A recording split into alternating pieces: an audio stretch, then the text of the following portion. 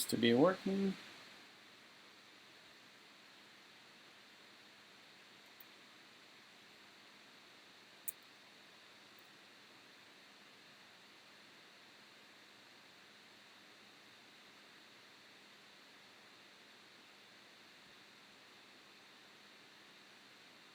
All right.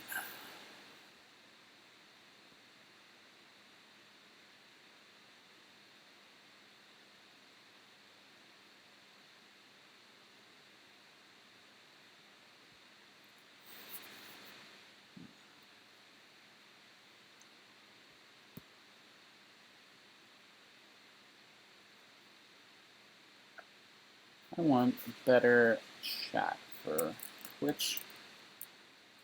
Chat moderation for Twitch and YouTube.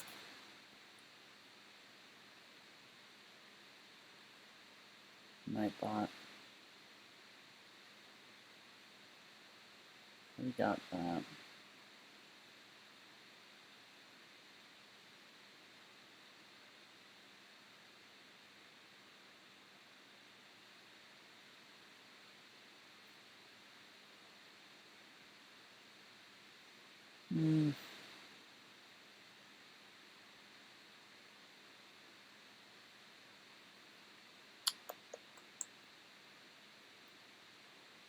Okay.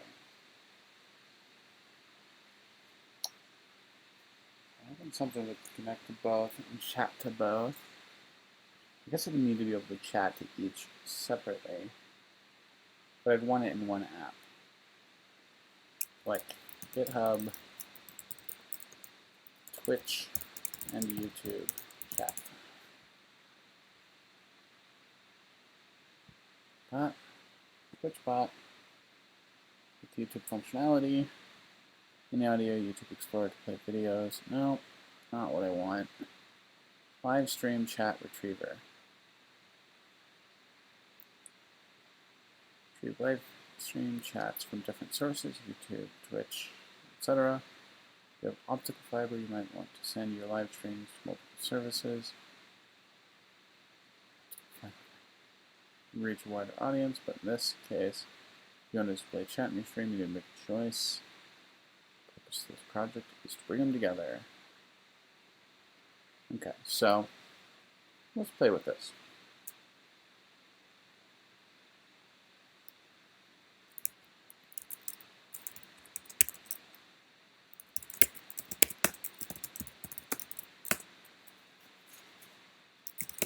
So I get clone, CD2, what is it, live. Well, first that folder is going to need to change. Live stream chat retriever.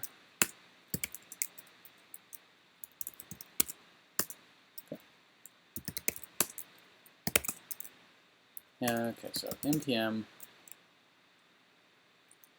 which, okay, 6.9, which node version, okay. npm audit.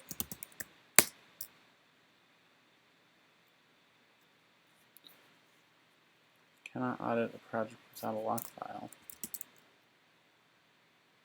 What? npmi.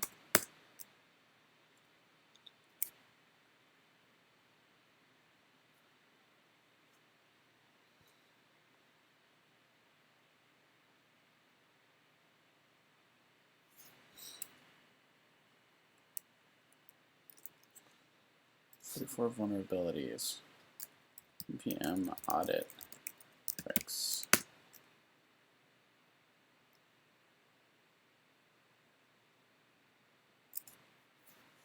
Updated 2 packages, moved 1 package, fixed 4 of 44 vulnerabilities. 22 vulnerabilities require manual review. 4 packages. Use force to install breaking changes or refer to npm audit.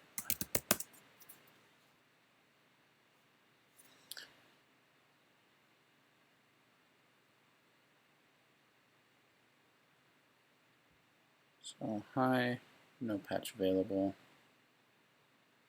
Rejects denial of service. Oh boy.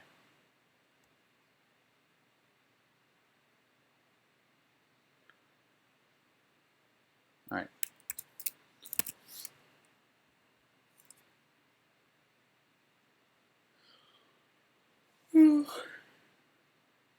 Rename config template JSON to config JSON. cp config template JSON to config.json. Vim config.json. It's gonna have keys.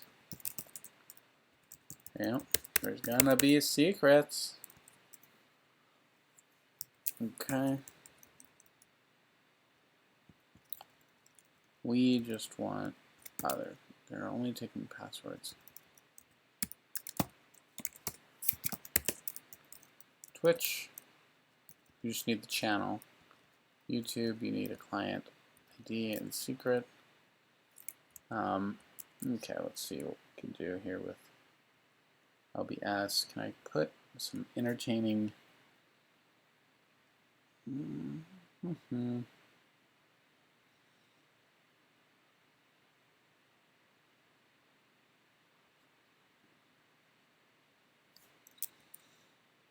screen cover.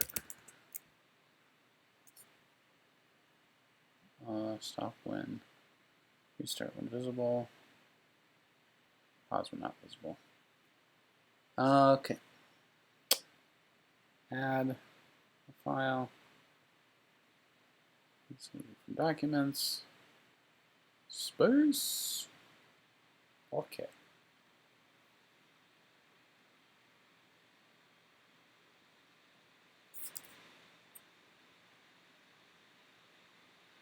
Space, space, space.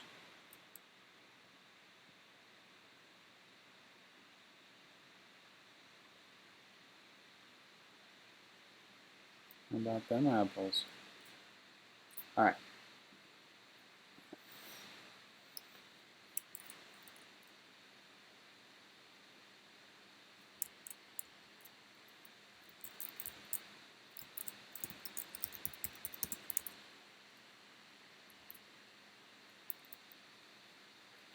Boom, boom, boom, boom.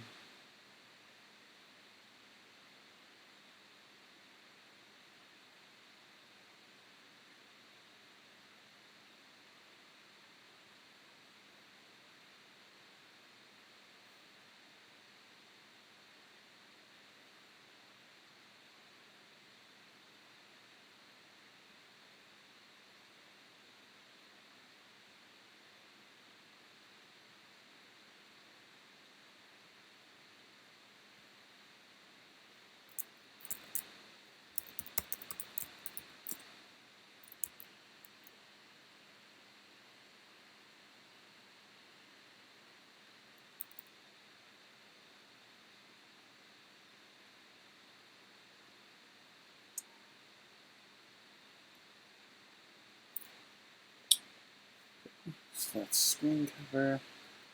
We want to add an image.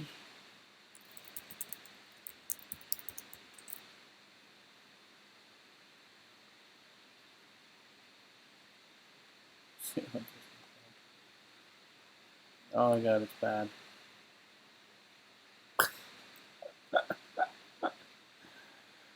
Oh, we're not going to do that. We are not going to do that. We're just going to leave it like that. Okay, so I need to find my keys.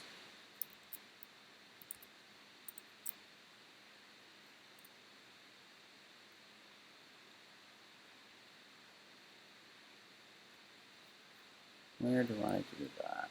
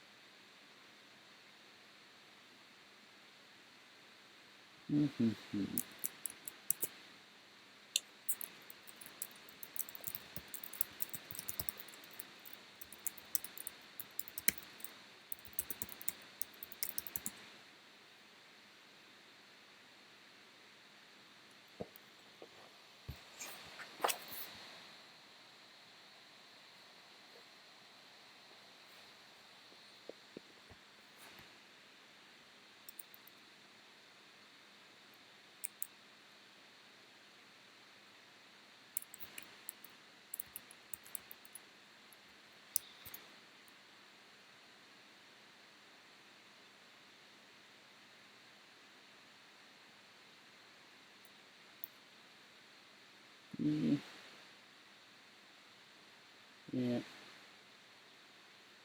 YouTube chat.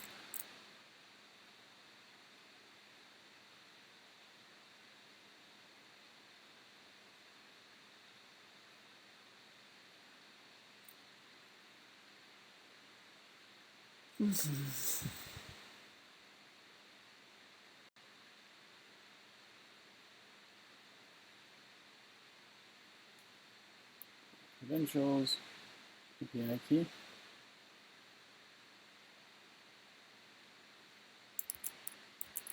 And we're looking for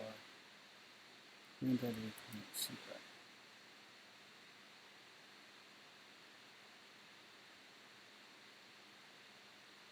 Credentials enables server-to-server app-level authentication using robot accounts or an OAuth.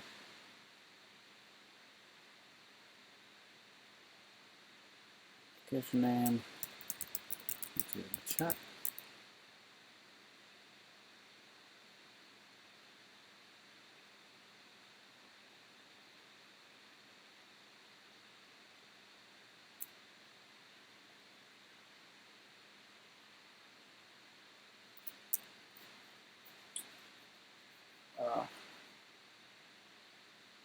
I'm not going to have any of that. I don't think that's what I want.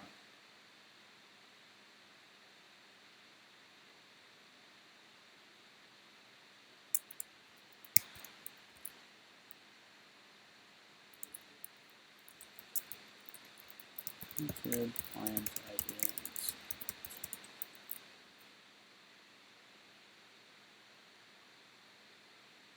What's the credentials page?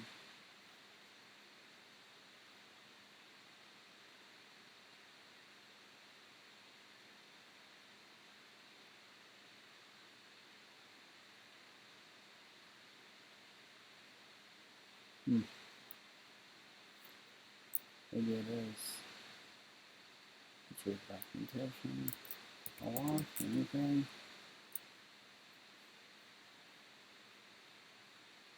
Oh, it says YouTube Gaming is a supported service, and that's dead. Okay. Maybe we just write one. Maybe I make that a project. And then I don't write it in Node.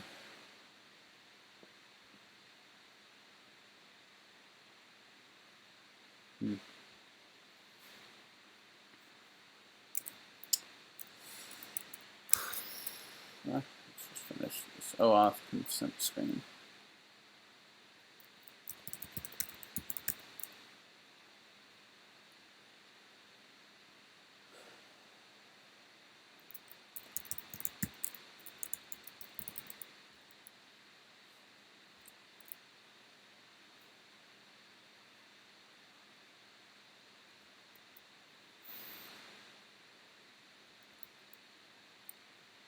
Must be hosted on the authorized domain.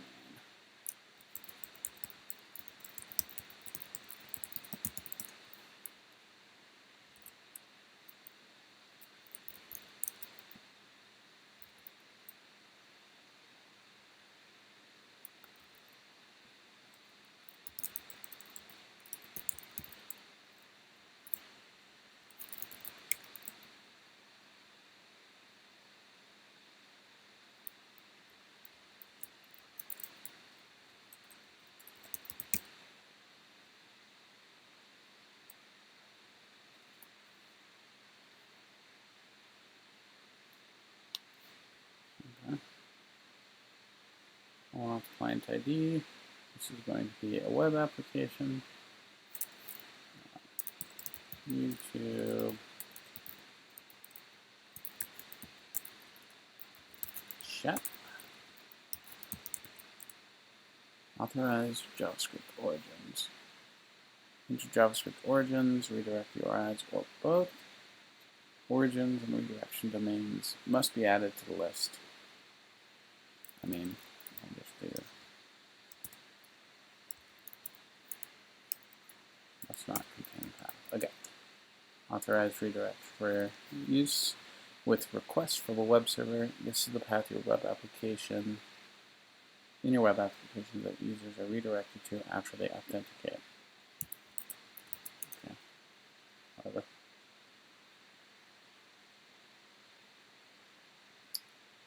Yeah, that's what we want. Got him.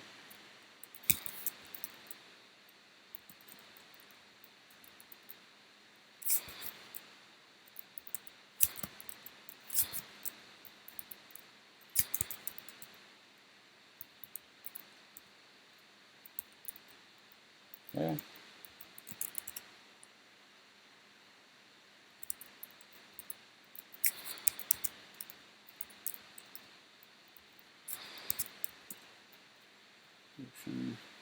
Okay. Channel terminal. Sure. Okay, we'll close out of those. And then we can unhide the screen. Maybe. Okay. So that's done. Then we npm install usage, change that, complete your missing information. If you need information to fill this, follow the corresponding part from the wiki. That would have helped. And then npm start and go to 4242.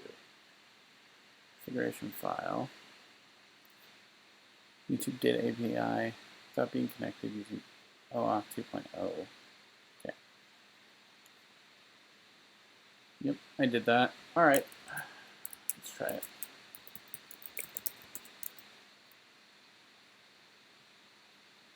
Error, lifecycle, hitbox enable.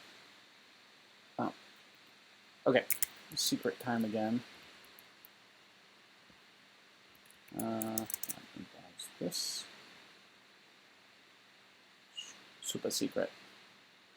So it turns out I need the rest of that. We just need to disable them, which is totally doable.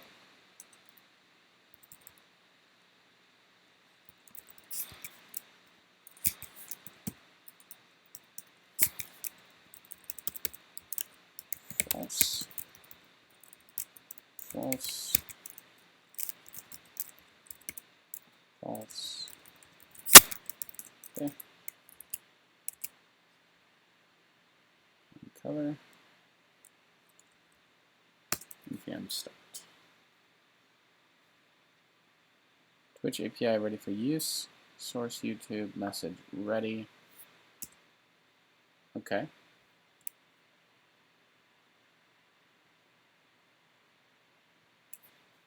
Oh.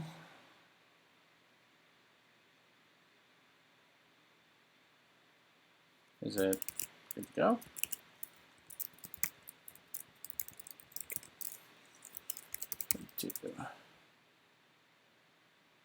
Here we go. Oh. YouTube callback does not match the authorize. So we gotta go change that. So hide time again. Screen cover. You want to know what I'm doing. Google Data API. I don't know. Data APIs. Oh, Google YouTube API. Get started. Get credentials. Google Developer Console. That's where we want to be.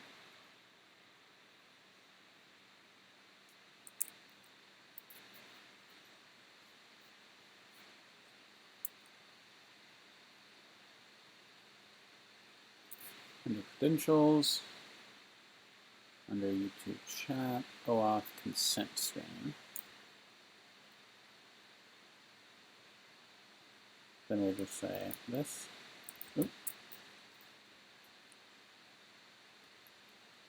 Localhost port 4242.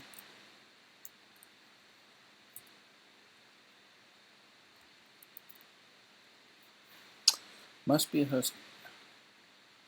Okay, fine. privacy. So undo that. So then on the credentials, we created this credential. Can we edit it? Okay. Authorization, redirect.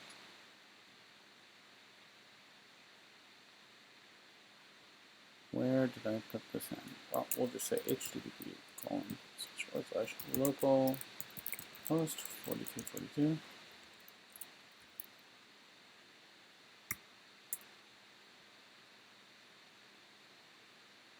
So let me save it. Sure does. Let's try that again. YouTube.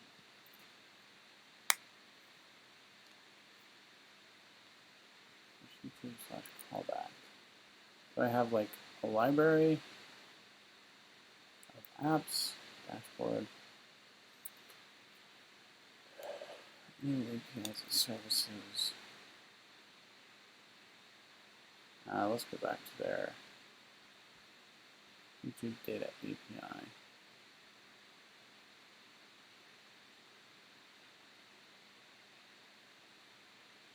Get started.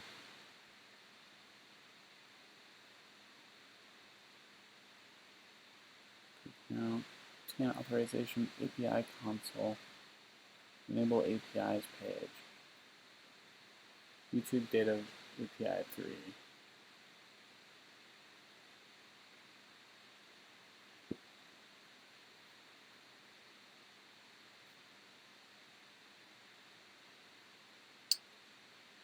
It's just not happy about it. Okay. YouTube Data API v3. Enable.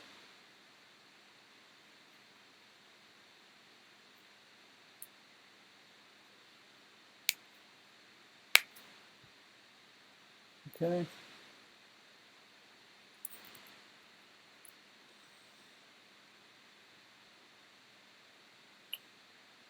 Credentials. YouTube chat.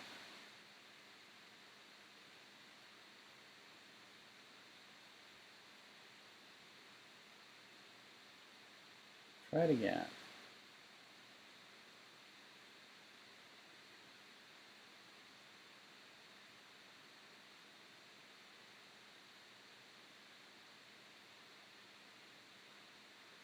YouTube. You are in mismatch. Visit.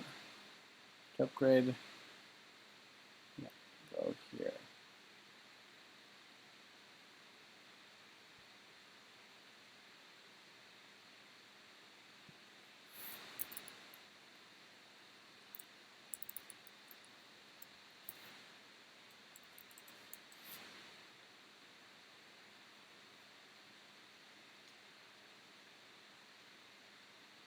There we go.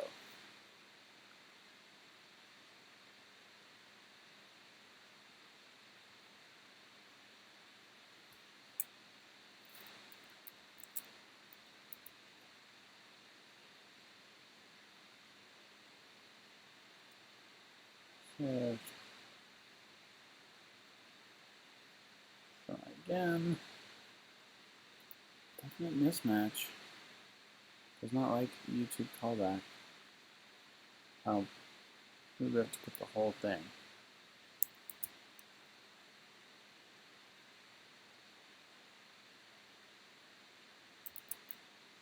Try that.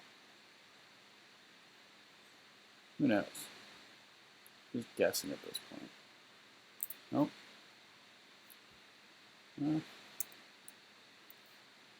Maybe it's an authorization JavaScript origin. Nope. Maybe I just say localhost.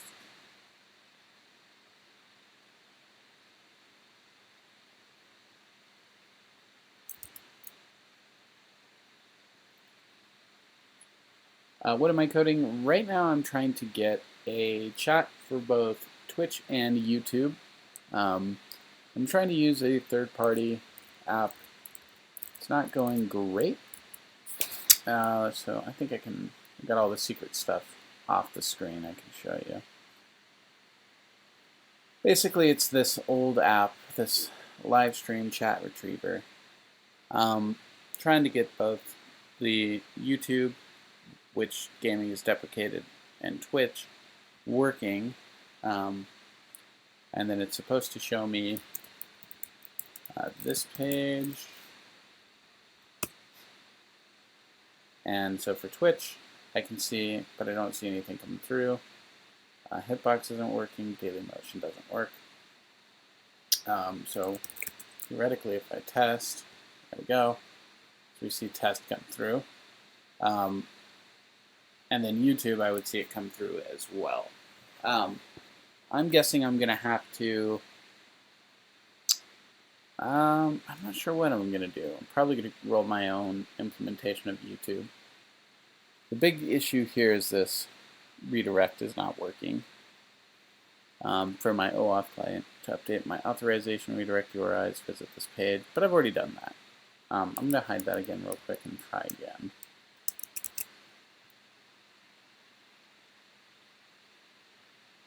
I have to hide this because I'm going to have super secret credentials that I don't want anyone to see. Makes sense, right?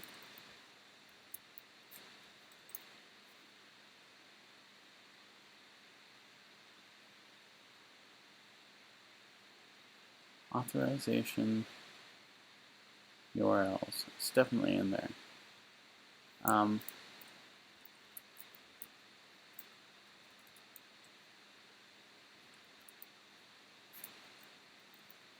YouTube / what? Callback.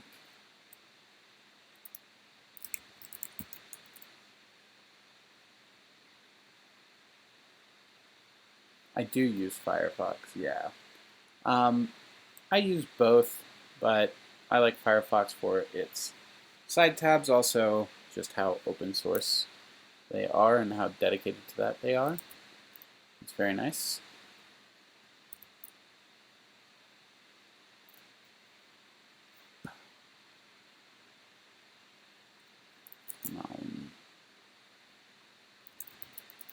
It's definitely in there. It doesn't need time to propagate. Maybe I don't want to do.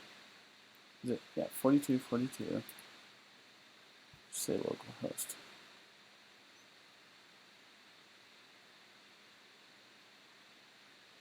Yeah, Firefox is not bad at all. It's a bit heavy, but every browser is heavy anymore. Just kind of how it's tamed to be. So it says the redirect URL doesn't match. But when I'm in here, my redirect URIs are all set to match exactly what it expects.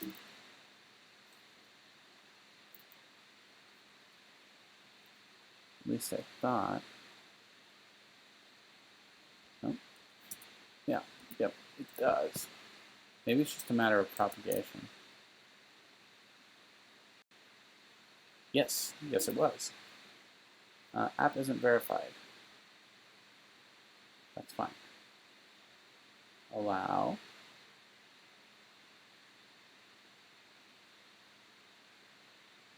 View YouTube account. Yep. Allow. Okay. So now, oh, did I crash? Debug. Probably not a problem with NPM. Let's try to start that server again.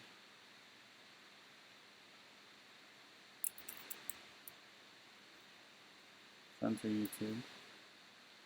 One more time.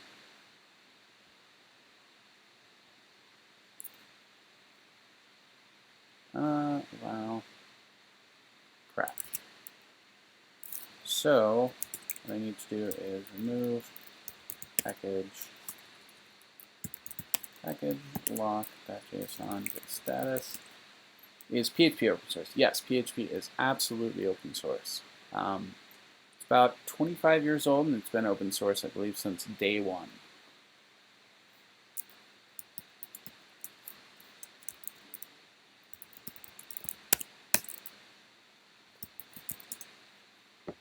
Which is pretty cool.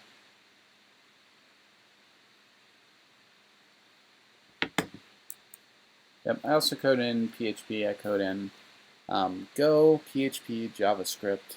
I'm learning Rust. I code in Python.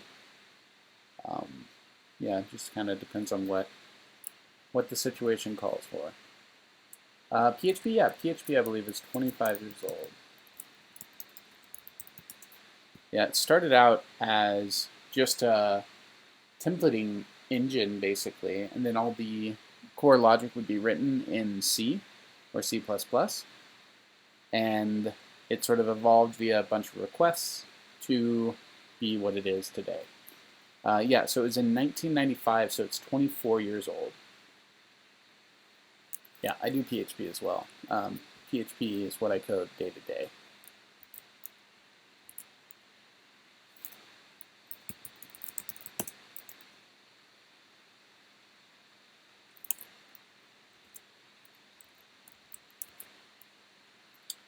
Access denied. Someone has connected to chat.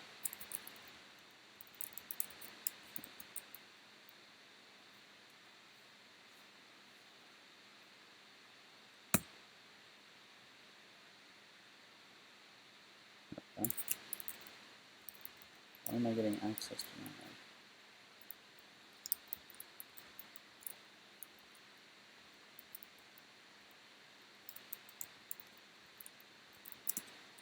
Huh. Listening on local 42. Access denied for IP address.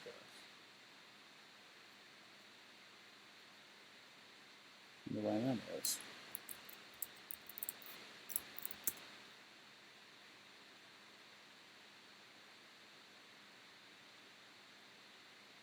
Press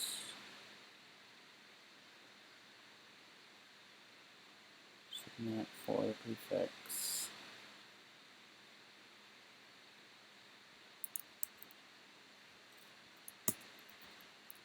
Did I get something wrong? npm I.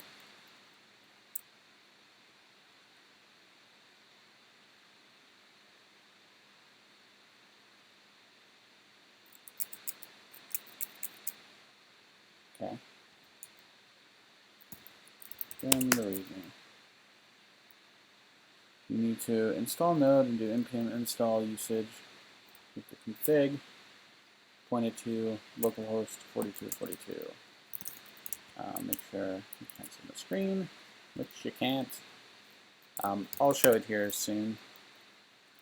I just got to make sure my keys are safe. Okay, whitelist. Whitelist is on. Can I just try to do that? npm start.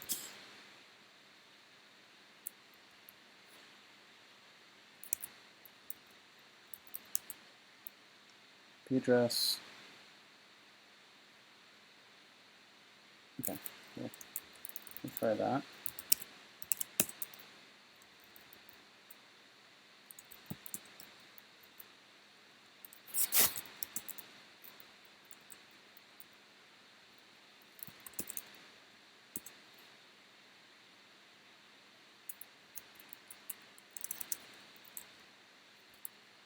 Okay. YouTube. I was wondering if there's something like a website builder, but you can do custom backend stuff with backend language of the user's choice. So like you're thinking like a Squarespace, but with dev tie-ins, so you can write your own code. My assumption would probably be not right now. Part of it is like the concern about remote code execution. The other part could be just sandboxing, right? And if you can already write code, generally you don't. Writing a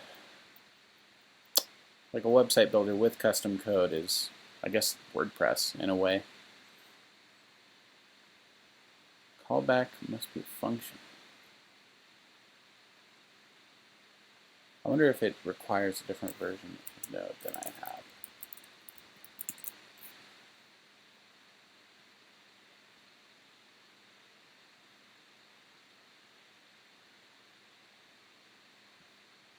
Do they specify there?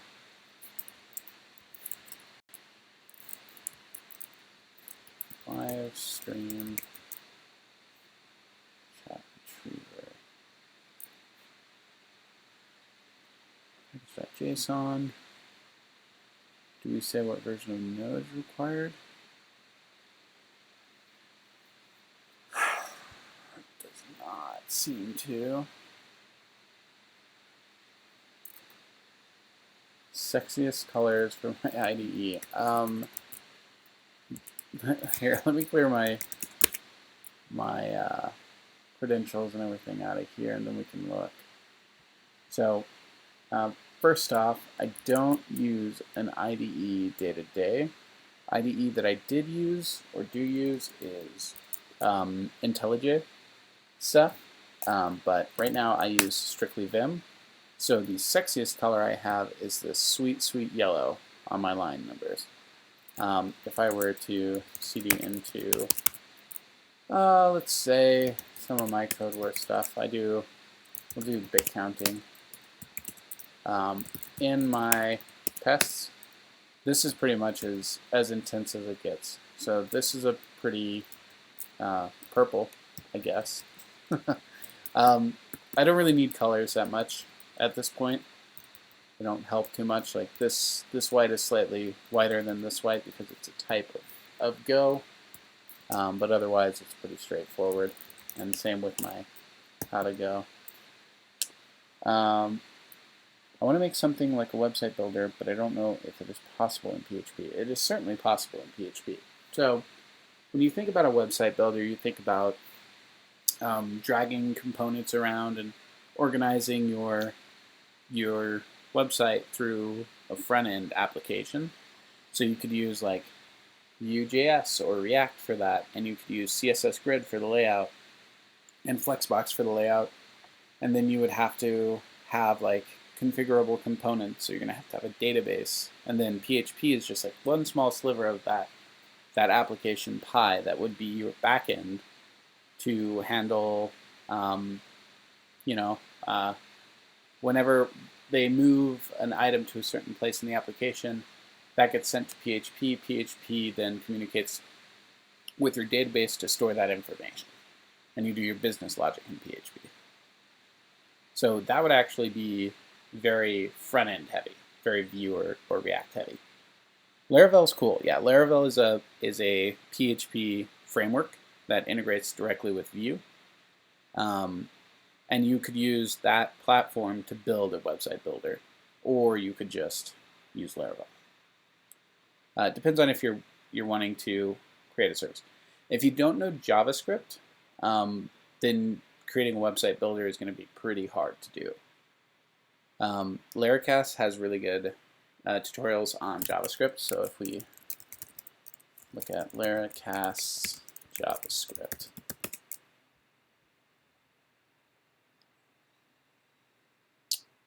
yep. So it's going to give you crash course through ES 2015. It's going to give you Vue, React, testing for Vue. The charting is less important, but like this one's going to be really good. And you can go through all of the ES6 setup and learn about the internals. I bet there's something on prototype. Yeah, classes basically. With ES5, you'd need to leverage confusing prototype object to attach methods, but now this gets pushed behind the scenes and you use CSS class or JavaScript classes. About the lifetime when it came out, 100% worth. Always learning new stuff. Absolutely, yeah. So this is by Jeffrey Way. He's a PHP developer, JavaScript developer, probably just all-around developer, to be honest. But he created a website, basically screencasts.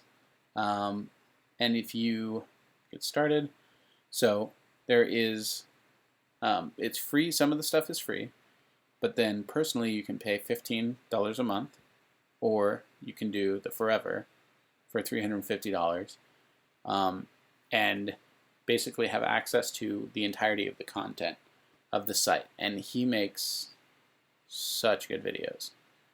It's pretty incredible, and he's always like reworking his site and updating it.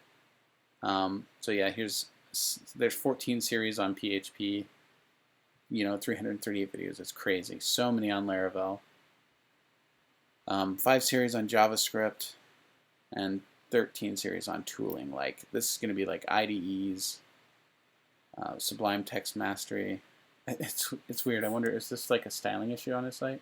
It is. Oh, Jeffrey, I had more faith in you than that. He'll probably have that patched in a couple of weeks. Yep, and then he kind of goes through like PHP Storm. I wonder if he has any on Vim. Yep, Vim Mastery, which is what I use. So yeah, Laracast is really, really, really good resource. He sort of pigeonholed himself into Laravel. Like if he could do all sorts of series on all sorts of different languages, and they would just be top-notch quality. But I'm sure he's got his hands full with this. Yep. So what I'm going to start to do is I'm going to look into the YouTube chat API. Is there one? Live chat messages, YouTube live streaming API. A live message chat resource represents chat message in YouTube live chat. Okay. API supports methods. List live chat for specific chat. Adds a message. Deletes a message. Is this live? I mean, it says it is, right?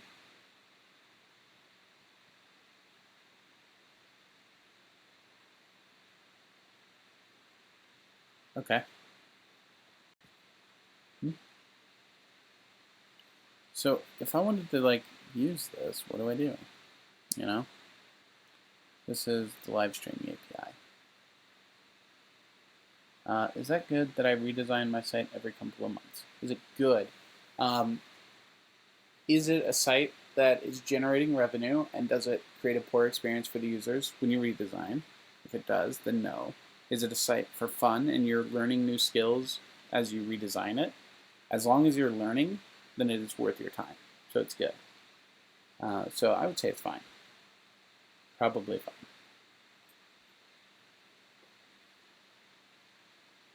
Just make sure you're always learning and implementing new skills.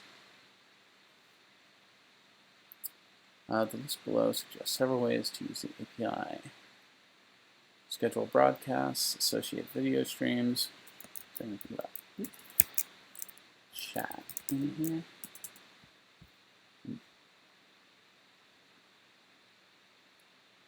Before you start, Google account, register your application. Already did that. Familiarize yourself with the core concepts of the JSON data format. Done. Calling the data API. Live stream. Live broadcast. It is for fun, and I'm trying to get ads on it, though. The ads would be an interesting learning experience. Is this site publicly available on the internet, and does it get traffic, or do you want it to get traffic? In which case you can set up ads. And then there's like all sorts of, like Google AdWords, or other sites like this. Then you can start integrating ads into your application. So do Google Ads developers.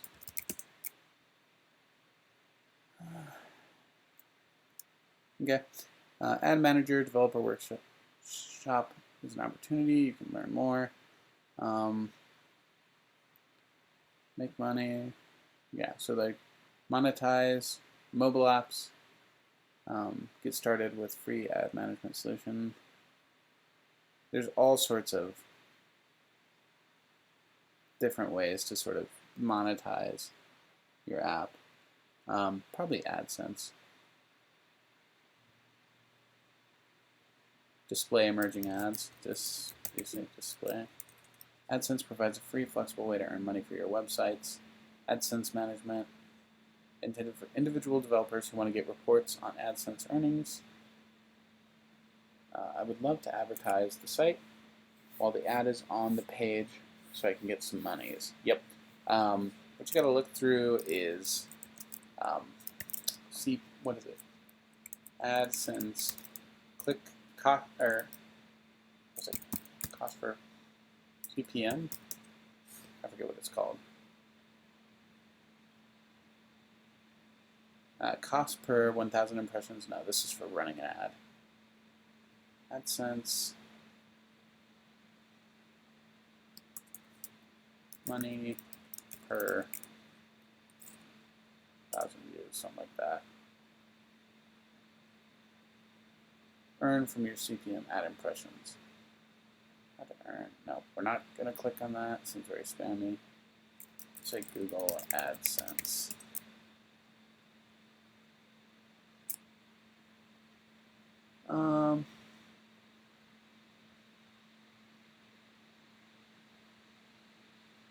I mean, it doesn't hurt to put ads on for sure. I want to like get actual information.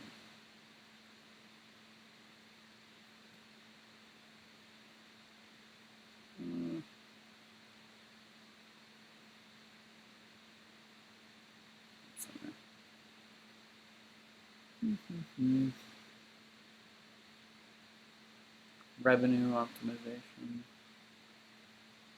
Beginner's Guide, AdSense program. Clicks and impressions. I'm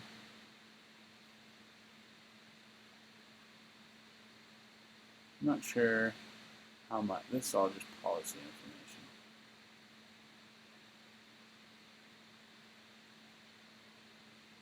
I don't know how much they pay. It's pretty low though, basically. Yeah, they'll need to approve it. They'll need to look at it and make sure it's something that they want their ads running on. So it needs to be publicly accessible and not violating any of their terms or policies. It's pretty easy to get approved. And then you start slowly making pennies. Ads, you got to really have a lot of traffic to make money on ads.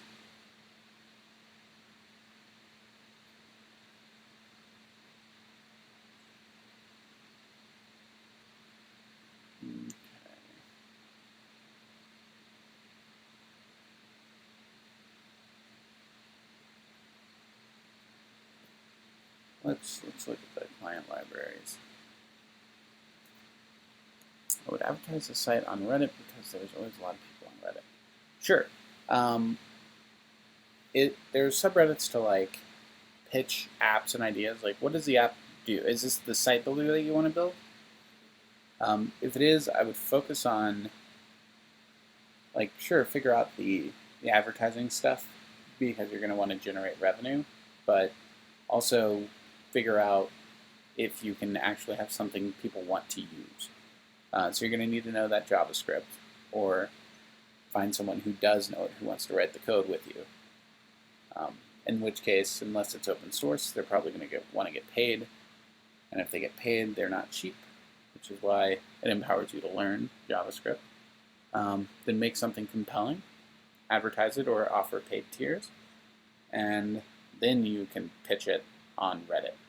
It's a long little set of stories that have to come together for an app like that.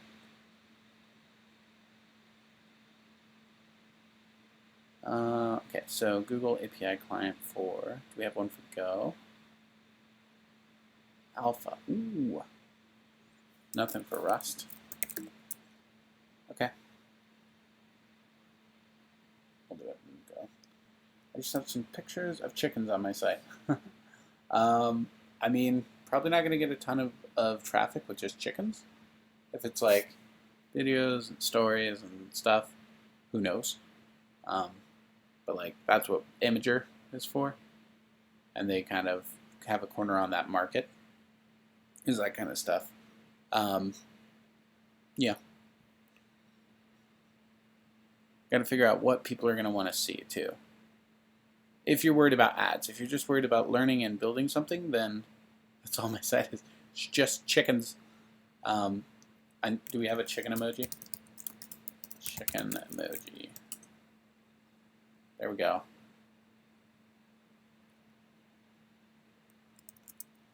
Chicken, chicken, chicken. Yeah, you got to figure out what people are going to want to see with ads. If you're just doing it for fun and to learn, then don't worry about the ads and just build something you enjoy and learn along the way. And take it as an opportunity. Like you said, you don't know JavaScript. Now's a good time to learn. And then you can do some cool stuff with your chicken images. I would target pets and animals category. It's not a bad idea. You'd be surprised. People could get behind that. Okay, so we are gonna need to get started with this. I think I'm gonna start to code this a little bit. Oh, what happened? Okay, so we're going to queue, and we're just gonna cd to get cd to mine, and we're gonna make a directory for multi-stream chat manager.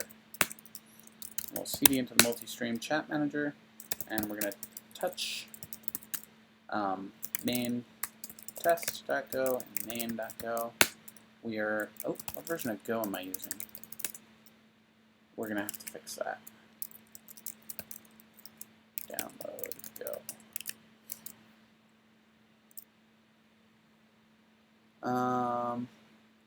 OSX. Save.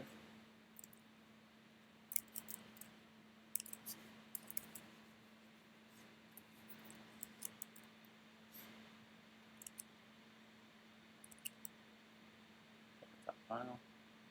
Go. Yes, I know.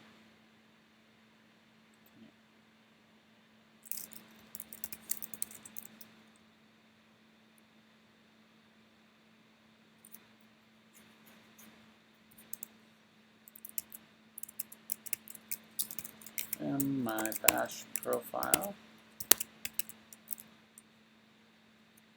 I merged both my main pages together so there were a bigger chance I could get approved for ads. Yeah, I don't know what it takes to get approved for ads. I don't think it's much. I think they're good putting ads on most things, just as long as it's not like egregious, right? I don't have anything in Go here, so that should be fine. Yeah, I mean, you got to be advertiser friendly. I think chickens are advertiser friendly. Okay, close. Trash Go version. Ta-da! Okay, Go mod init. We're going to say terminal bash slash multi-stream chat manager. Oh, I will be back.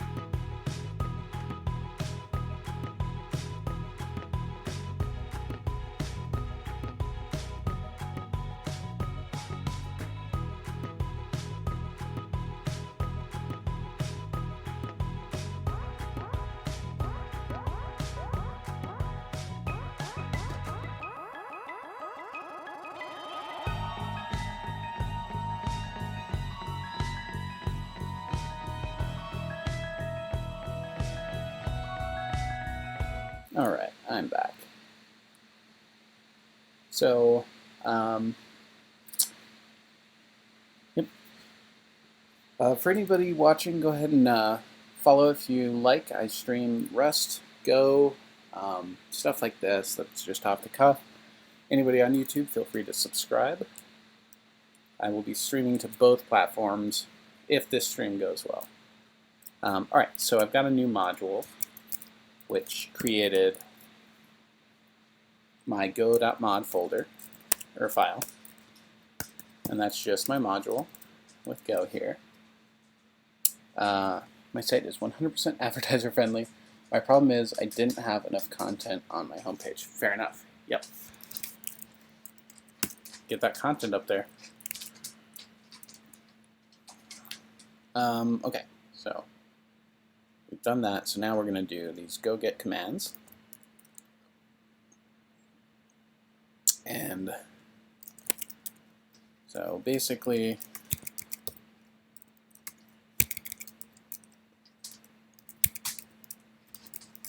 oh, I don't have bash mode on. We'll just run these.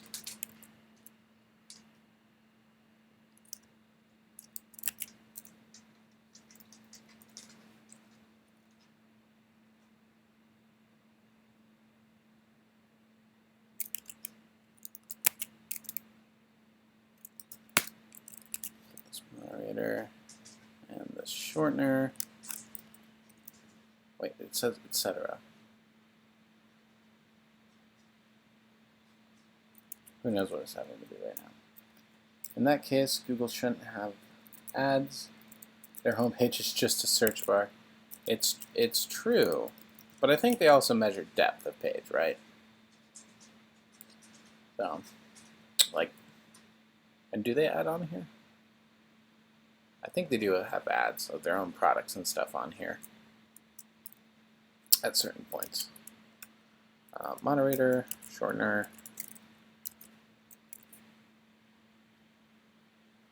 Then we'll just do this in main.go. But Google is very hypocritical, just in general. Oh, and now it's listening to me. All right, so vim main.go, and then we'll just paste in this content. Why? Copy, paste. Okay. So, what server?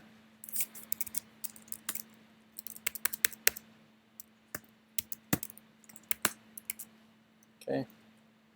For longer tutorials, see our getting started guide. I will do that. Additional default credential example. Application default credentials.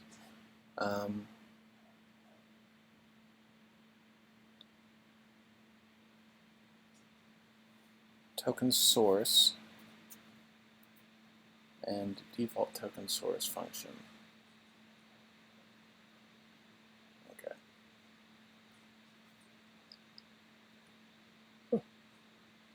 Getting started with Go API. So we get our URL shortener. Do we have OAuth? Let's do OAuth in Google and context.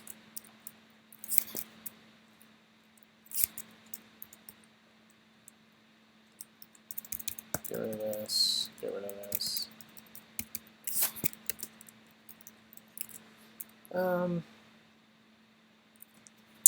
Package name, if you don't override it on your import line, is the name of the API without the version number. Okay.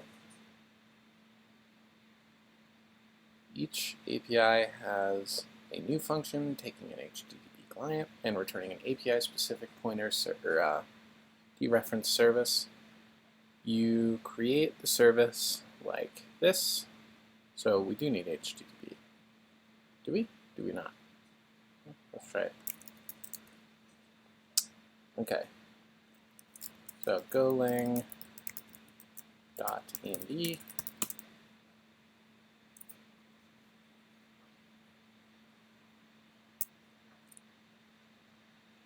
So we're going to install this. Go get or if you want to use it as a bin command, I don't want to do that. So, .env, them, usage, so we're going to create a git init touch.git ignore, then git ignore. We want to ignore.env. We want to touch.env and .env.example. And then in env.example, we want to paste these. Okay. So if I point to two servers that are across the world in the same domain, does it act as a makeshift CDN? So CDNs are complicated, right? So basically, what you're talking about would be load balancing. So you have a web server, and that web server funnels a request, and it basically says, say the web server is in New York, and it says either send the request to Florida or send the request to California or send the request to the Chinese server. Now, there's a few like protocols that can be used, like round robin, and it'll just push people into different servers randomly, basically. Yeah, so we're like creating a CDN would involve so much.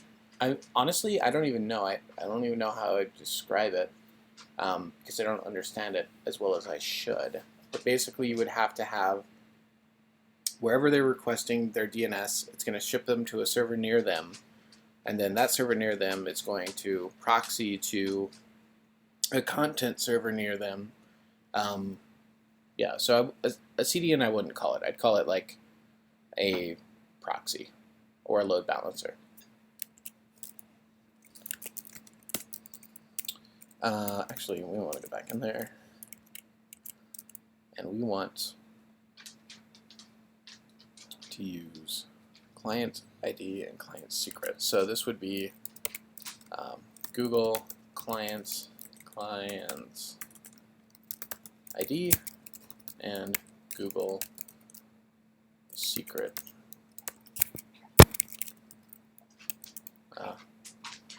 And let's just say secret. Google client ID, Google client. I feel like I don't need anything here.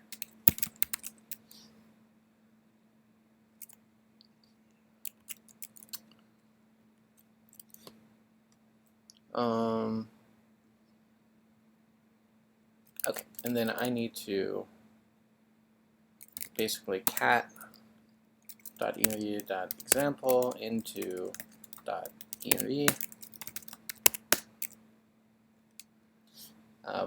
Will it have a similar effect as a CDN? Not really. Again, it depends on how you do it, right? So let's look up a CDN image.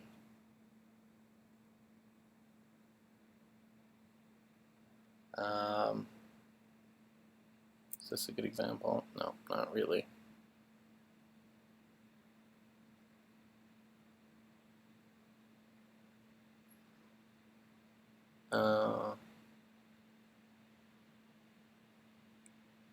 I will be right back, actually.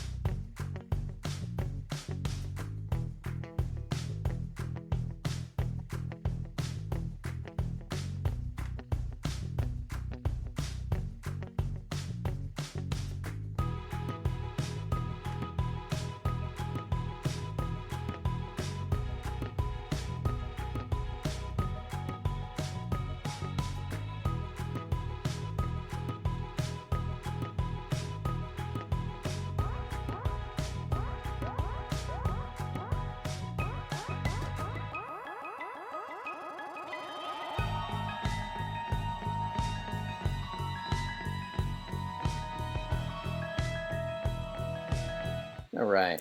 Got to keep the dogs happy, you know. So yeah, maybe this is a better example. So Cloudflare is a content delivery network.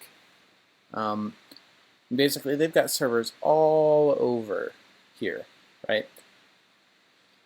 And they take great care to properly route traffic. So if you're in Russia, you're going probably to the Moscow servers or New Delhi, or depending on where you're at, you're going to get routed to these places. It would be just a couple of servers around the US, or would that serve web pages and content? What's the point, right? So like, are you learning how to build a CDN?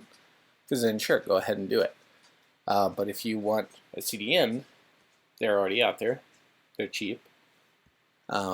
They've tackled the hard problems, which is the networking aspect, cache invalidation, so on and so forth.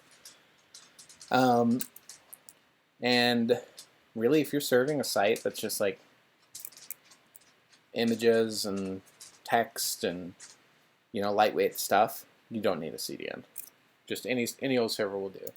CDNs are useful when you have massive files or streaming content, or latency is super, super important. Yeah. So that's my 2 cents. I'm going to need to put in my content here. So I'm going to go in hide mode as usual here. Screen cover. Don't look. Look at the beautiful planet. All right, and then I need to go into my Google API console, Dev console. I don't remember what it's called. Developer console. I want to learn to make one. Then definitely do. Yeah. Yeah. I don't know any great resources for it. Like, I would start with Wikipedia and research what a CDN is and what it would take to set one up. And then, yeah, it's just a matter of getting the servers in the right places and getting the DNS to route correctly and all the other network layers to all work together. Yeah, it's a worthy thing to work on for sure. Be fun. Definitely be fun.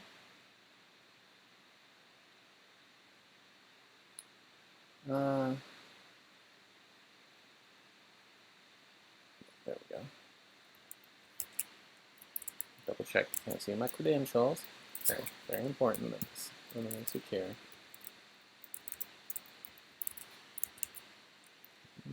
Secret.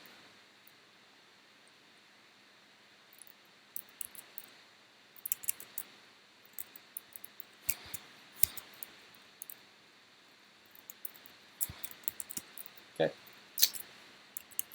And then I can close that. I can close that. And then I can show my stream again. Okay. Alright, so now we have this. So if we vim main go, we can then bring in our .env.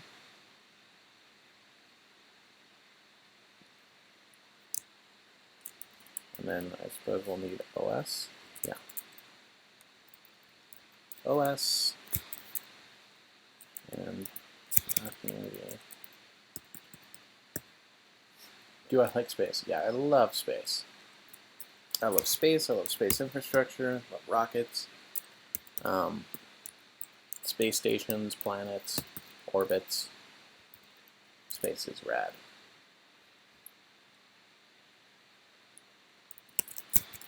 Okay, let's paste this in. Let's format this real quick. So we'll get a fatal error loading environment variables. And then this changes to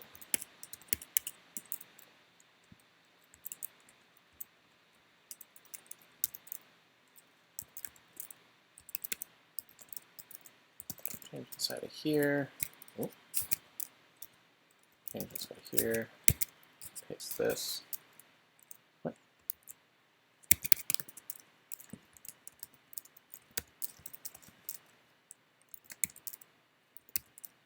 Paste.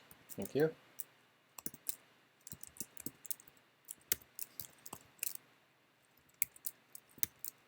Paste. Yeah. I like space. 2. Also, the best space game is Kerbal Space Program. That is true. That is 100% true. I haven't played Kerbal in forever. I haven't played any video games in months. It's a tragedy of time. But Kerbal Space Program 2 is coming out. And when that comes out, depending on the reviews, I might cut a week out of the stream and just Kerbal. Or I might stream Kerbal. Who knows? I don't want to make this a gaming channel, but I might create a different one. Call it Terminal Velocity, and that'll be my space gaming channel. Alright, so we want our client ID and our client, or our secret.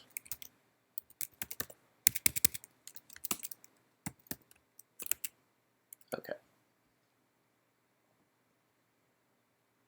I'm not that lazy.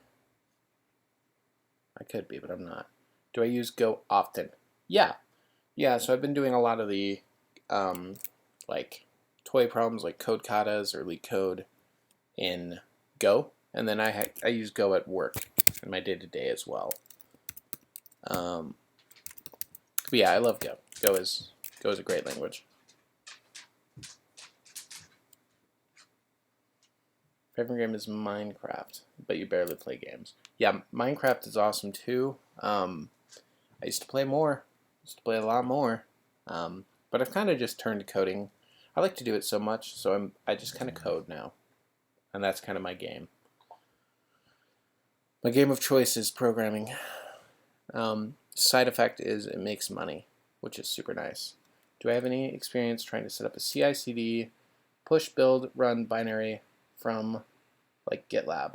I'm not sure what you mean by binary, but I have set up a CI/CD pipeline.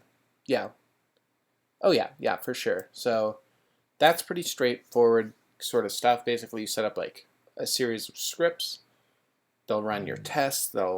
And basically, if they ever exit with anything other than an exit code of 0, you'll fail out of the build pipeline. Any tips? Pretty confused.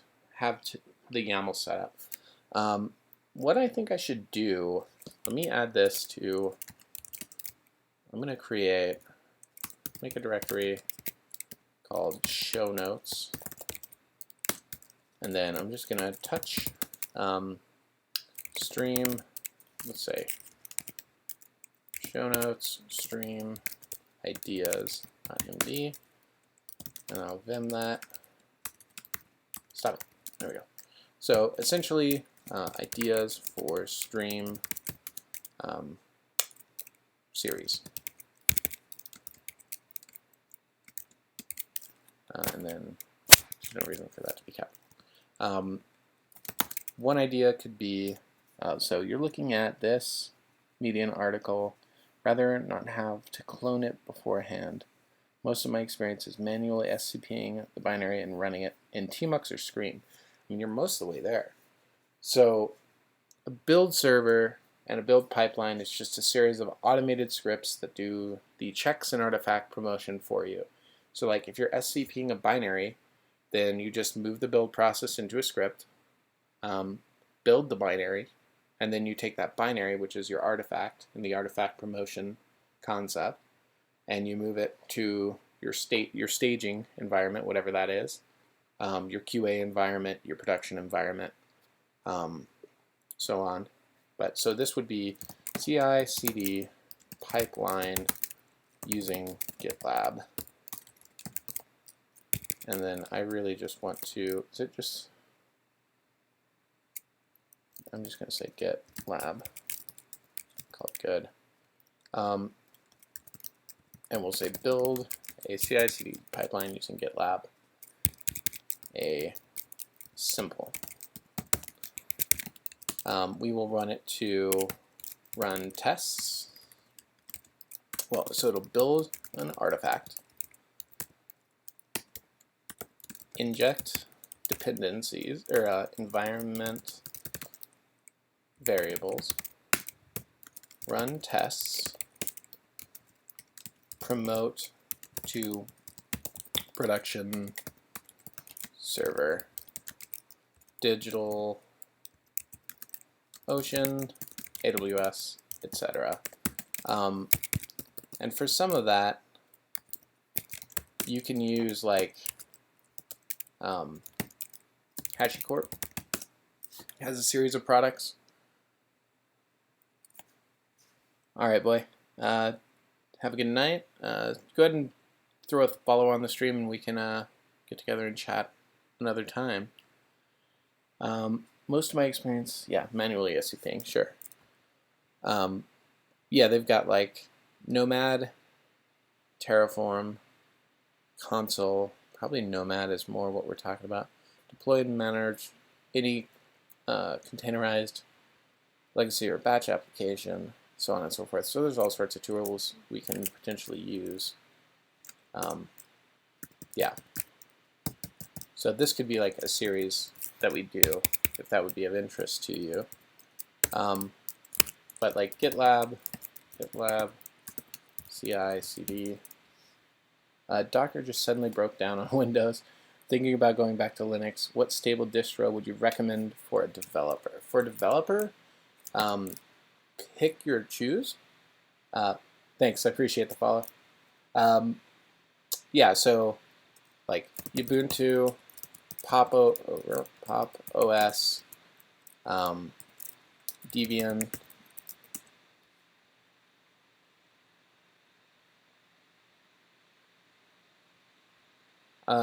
Some of the developers I know have started looking at Pop OS, and really getting into that. So that, honestly, if it were me and I were getting back into Linux, I would try Pop OS first. Just because it's a new OS that people seem to enjoy, and I'd like to test drive it before making a total recommendation, right? Because we can't be like, ooh, new shiny. But you know, Linux is Linux is Linux. You're going to have an X server. It's going to be running GNOME or Wayland or Unity, whatever it is. Those are the less important details. Like, I spend all of my time in the browser and in a terminal. So the X server almost doesn't matter to me. And that's the same with OS X that I'm on right now. Like, you'll see me just bouncing between terminal and browser. That's all I need. So we'll look at the CI/CD. So they say get started. Then they give you, do I enjoy OS X? I don't really enjoy operating systems, you know? I think it's fine. So I like the workspaces. I like how I can create workspaces. I like how I can pull things out into their own workspaces and I can reorganize them.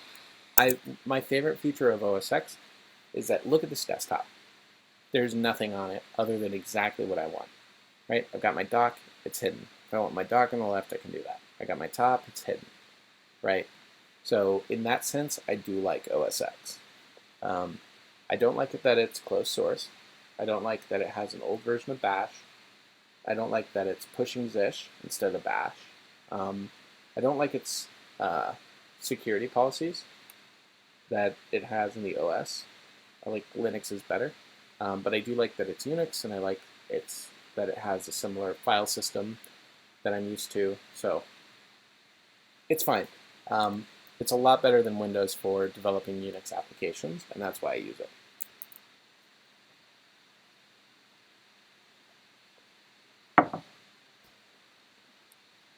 Okay, so GitLab, is this the YAML you're talking about?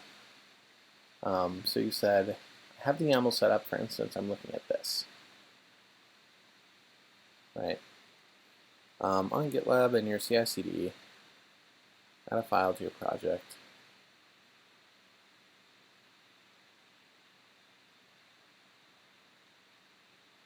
I mean, yeah, that's pretty straightforward. So before script, update apt, I'd have to look at what QQ does. Yeah, I based it off that. There's almost too many tools. Yeah. Line 17 is where it fails for me, but read notes. I don't want to have to manually clone before running line 17. Do you have it just as it is now with the rooted example? Yeah, and you don't want to have to manually clone. Then you would have you have to get the files from somewhere, right? And this part shouldn't be manual. Like this should be automated. Trying to set up Kubernetes system on DigitalOcean with CI/CD on GitHub Actions. I haven't used GitHub Actions yet. Tons of stuff just seems easier to do on Linux. Yes, I agree with that. Kubernetes is annoying. I agree with that. Feels like I need a week-long course on how to work with it.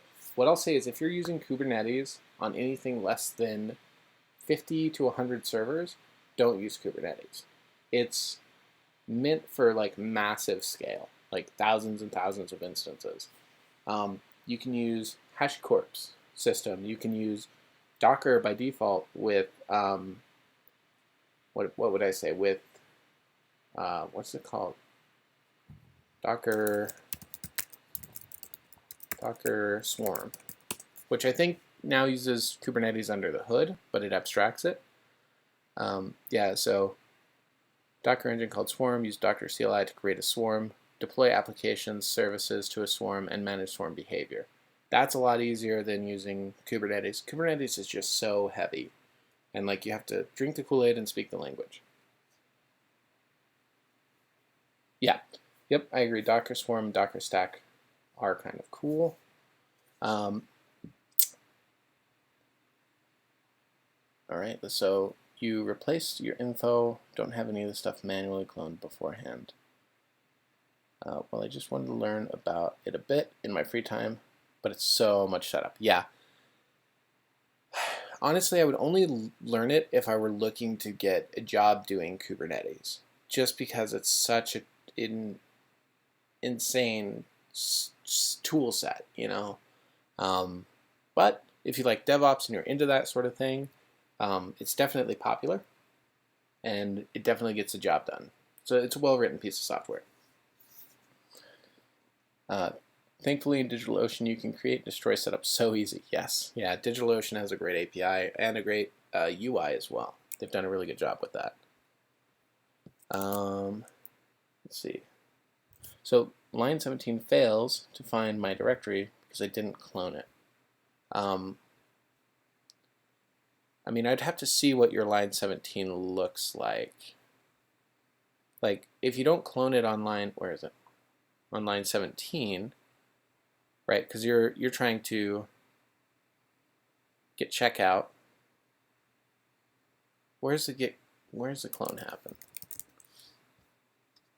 Maybe I haven't properly. The project on your server must have been initially cloned from your repository. I see. I mean, okay, so this is just a script, right? So if you're doing a get checkout, you could just do a get clone as well. And if you have SSH keys up here, like this, an SSH private key, and that private key is on GitHub, and that private key has read access, then you could just git clone, git checkout master, git pull origin master, and then exit. So then it's fully automated.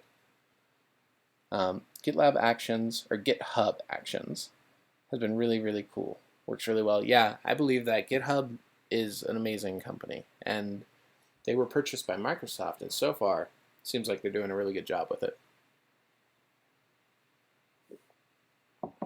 Yep. Yeah, I'll play with them someday. And let me add that to my show notes. Using GitLab and GitHub Actions.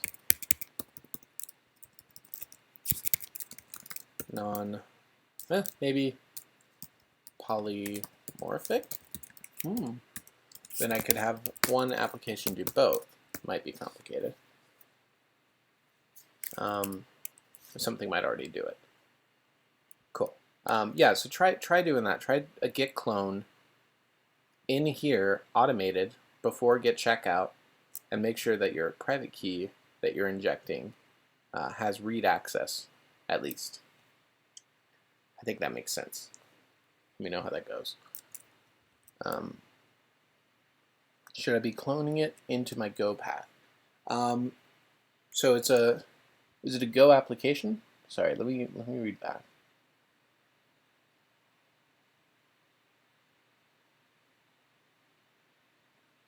I assume it's a Go application. Okay, yeah, so if it's a Go project, like, okay, what version of Go are you using?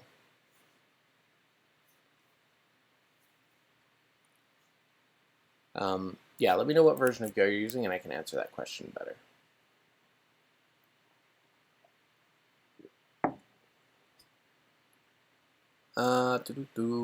Let's see. So let's close some of this stuff. All right, so we've got our environment variables. And then where's our, here we go. Three-legged OAuth. The three-legged OAuth, your application is redirecting the user through a website to get a token giving application access to that user's resources. You will need to create an OAuth2 config. Okay. 1.12.5. So in Golang 1.12.5, you have what's called modules. And so, like what I did for this one is I did a go mod init. Let me make this text a little smaller. Yeah, so go mod init, and what that allows you to do is you give it the like organization name and then the project name. So you hit enter, and you get this. So let's rep go dot star, right? Whoop. Rep go dot star. There we go. Yeah, maybe it starts with go would be helpful. I don't know how to do that. Thought I did, but apparently I don't. So anyway, you get this go.mod file, and in here you've got your module specified. Make this a little bigger again. Module specified, and then the version of Go, and then you've got what dependencies locked to their major, minor patch versions, or in this case like a hash. And then when you go get things, go get whatever package it is, like this one I did, go.env, it's going to create a go.sum file, and inside of there you're going to have all the specifics of all the versions of your software that Go will use to build with and install.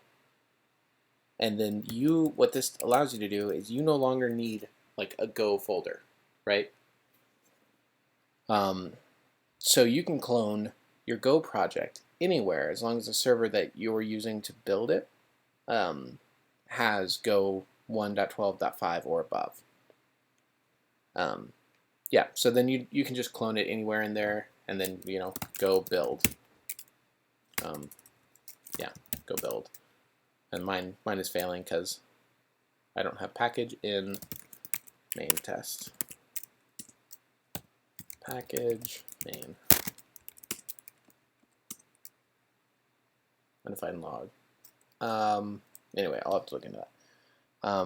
Do you commit modules? You commit both the mod file and the sum file, for sure. Because that sum file is a lock file that installs the exact version of when you installed the software. Go mod init. So that would be go mod init project name, right? So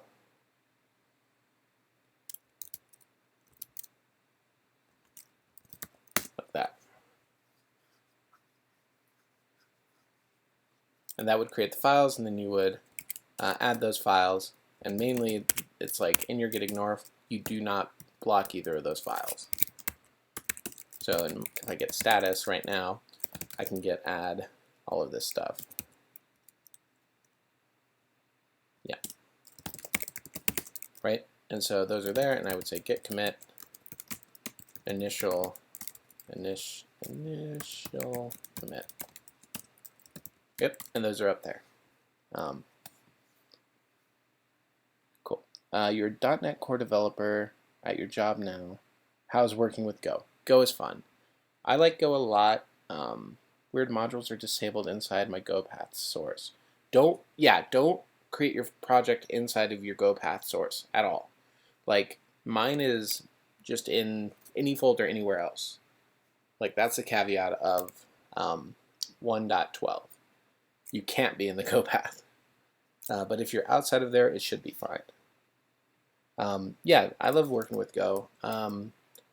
It's growing up, right? Like we got modules, they decided that dependency should be a core part of Go. Like you've got NuGet and .NET. It's simple. Like there's no classes. There are only packages. There's no extension. There's only importing. And you've got pointers, which are super nice. But you've also got garbage collection, which is good, but not for like real-time systems. You'd rather use Rust or something for those. So I like it. I'm learning Rust right now, and I'm trying to figure out where the line between the two are, and it seems to be pretty well defined. All right, so whoa, I closed my chat. No. Oh, wasting bandwidth. There we go. Just chat. Pop out.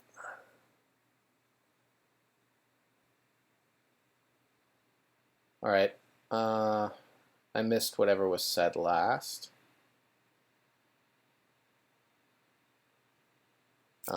Functional programming takes some getting used to.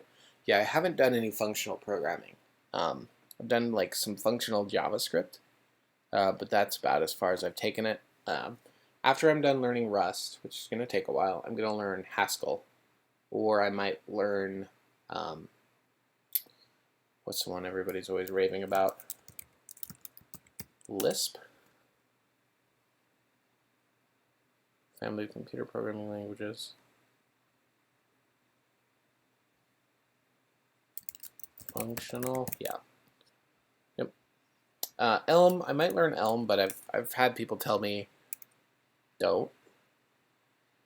Like Haskell and Lisp get recommended more than Elm for learning.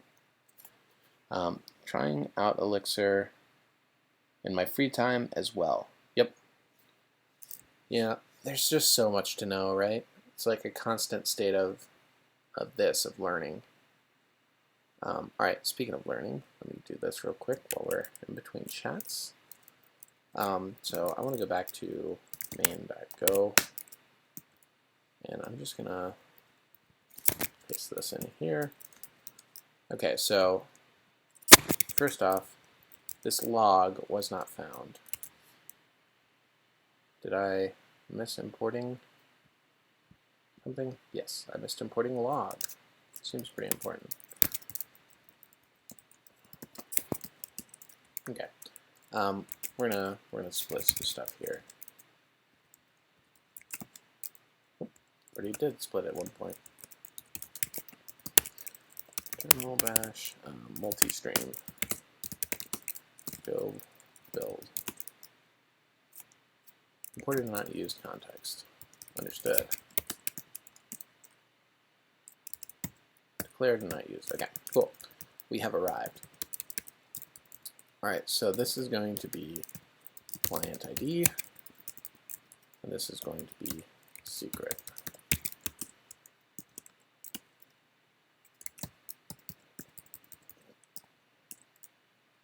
Okay.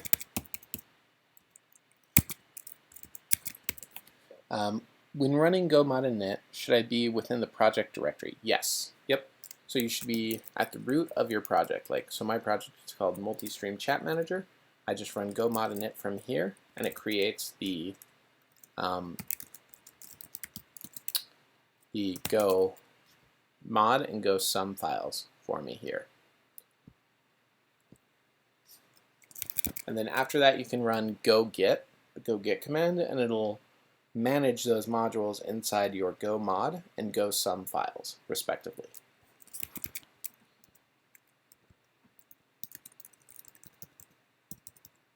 Okay, so delete. Then what do we want to do with this? Okay, and then use the auth code URL,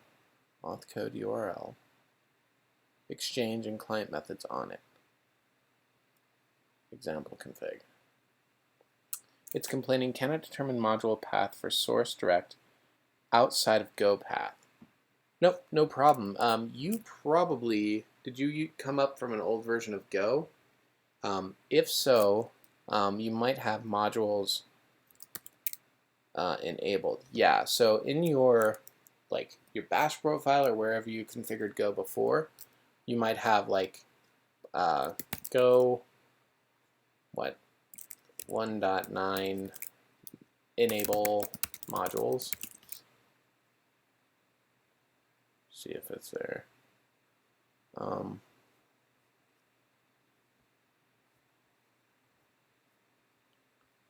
Where was that at? Vendor, maybe? Let's see. What is it? What was it called? It was like some. Yeah, this.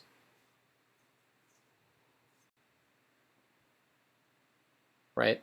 Go mod 11 or 111 module on.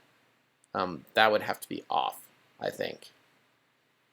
So what you can do is you can just echo this. So like echo. Oh, sorry. Like that. And so see how mine is empty? If yours is not empty, that might be the problem. So maybe check that. And then I need to, in my bash profile, need to enable vim. So bash profile enable vim.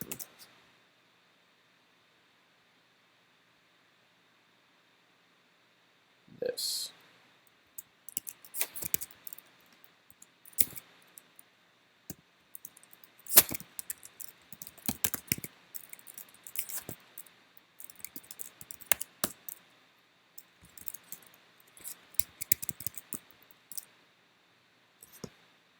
I may have to restart iTerm here.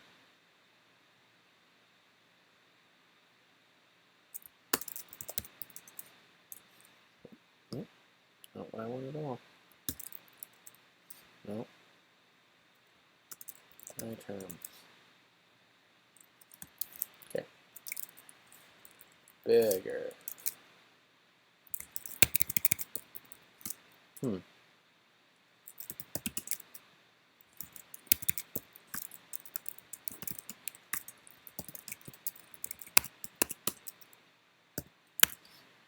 Oh, sorry, this is in the wrong thing.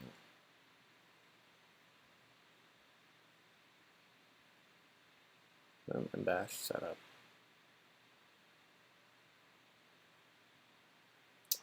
No rest today, Octopus.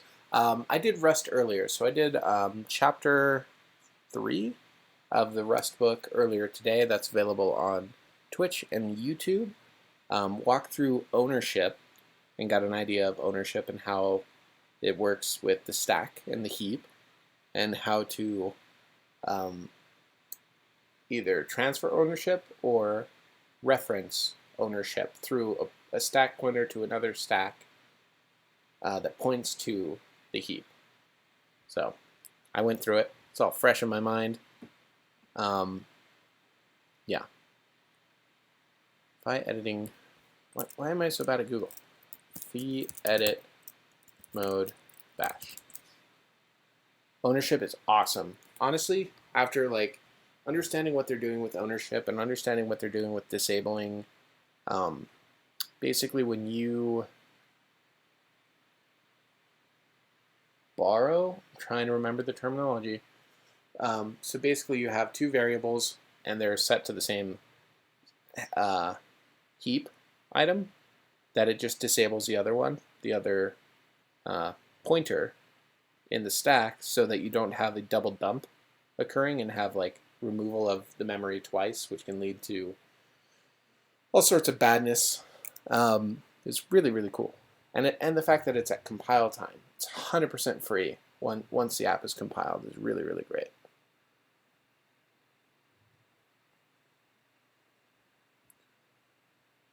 Okay.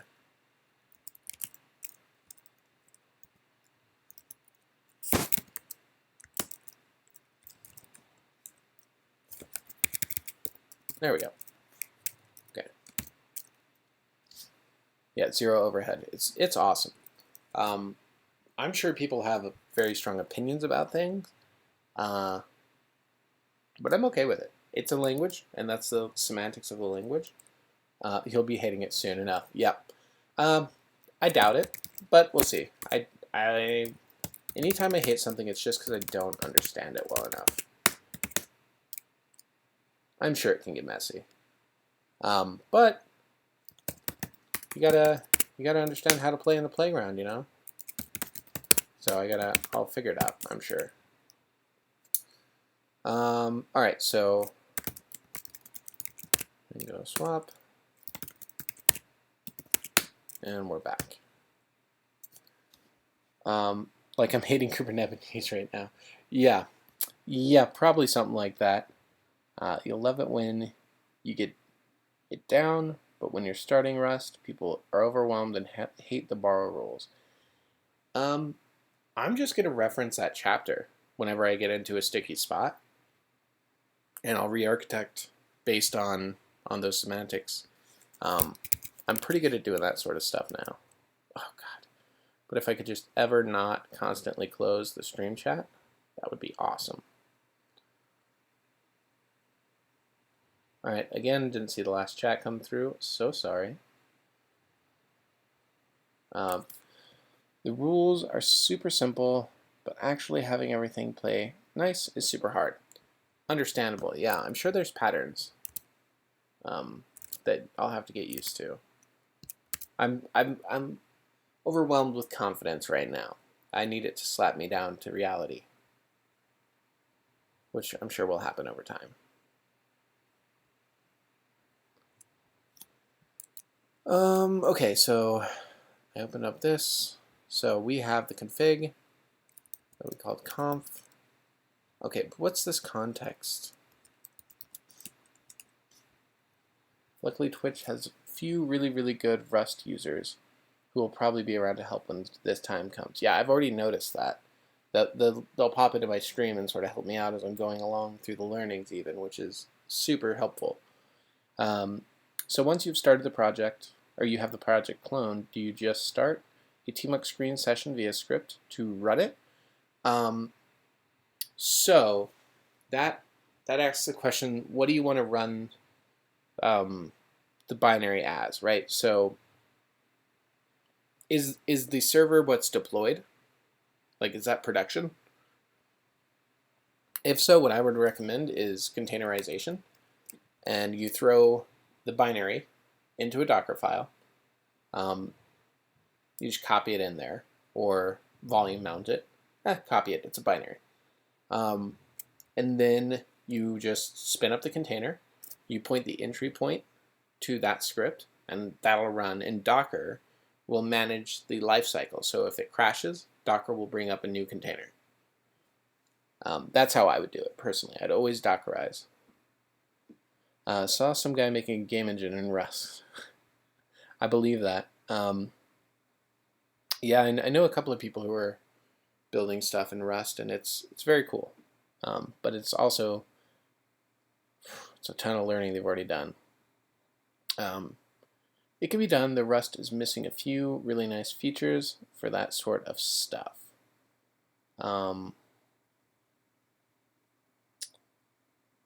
I forget the context of what that conversation was on. Was that for the game engine? I believe it for the game engine. I feel like, yeah, yep. I feel like if you're using Rust, the ownership system can work against you because you can't, in a granular level, free the memory from the heap exactly when you want to. So you lose that little dial of control. Yeah, having the dial of control adds a ton of complexity in your code, but oh, you can. See, I haven't learned enough about Rust. I'm only on chapter 4. So then what's it lacking for game engines then?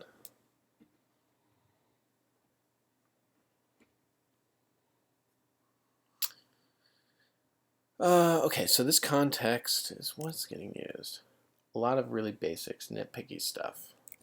I mean, it's what frameworks are for, right? Is somebody going to build a framework, or is it like fundamental semantic behavior that's missing? Periodic generics are missing. What? Why? Does it have generics at all?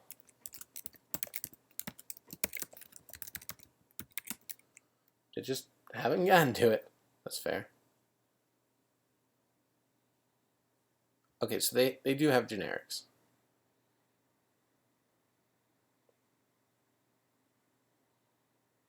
Gotcha. So variadic generic Rust. Oh man. Installing Pop! OS. You get it. You get that Pop! OS installed. Okay, so did somebody actually do this?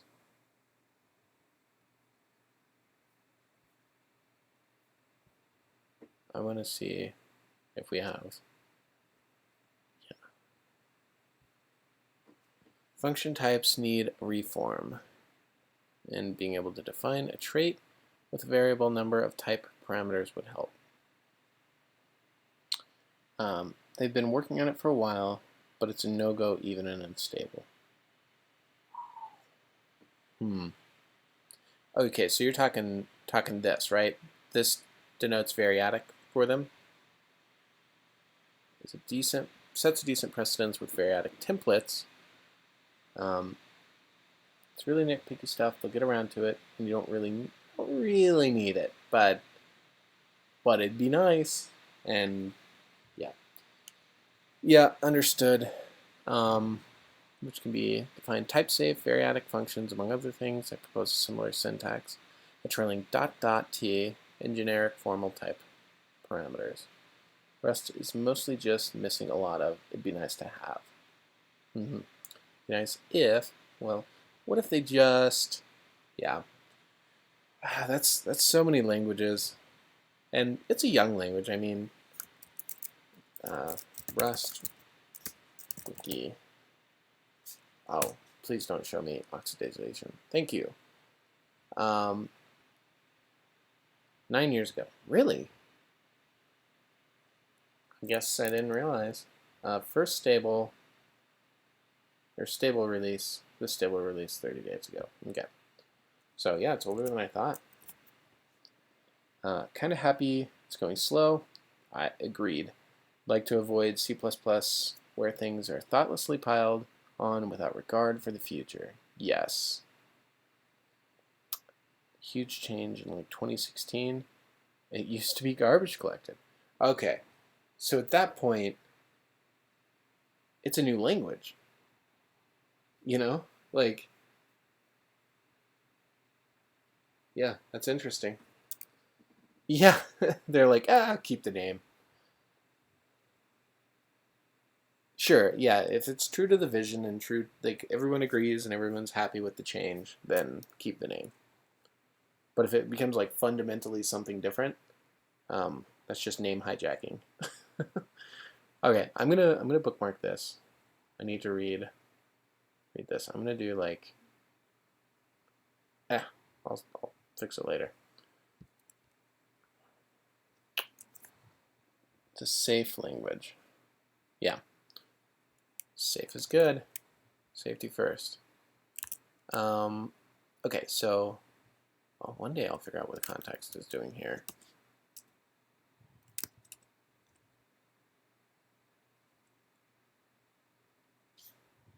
Conf exchange context. Do we talk about context anywhere?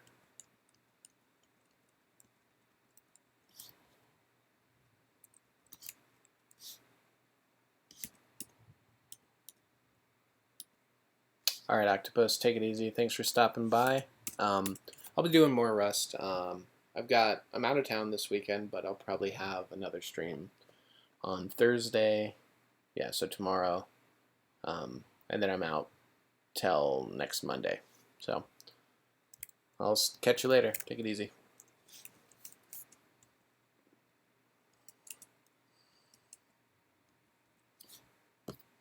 I'll just look at what context is. So this is a Godoc package. Context defines the context type, which carries deadlines, cancellation signals, and other request scoped values across API boundaries and between processes. That sounds intense. Incoming requests to a server should create a context, and outgoing calls to a server should accept a context. The chain of function calls between them must propagate the context, optionally replacing it with derived context created with cancel, with deadline, with timeout, with value. Okay.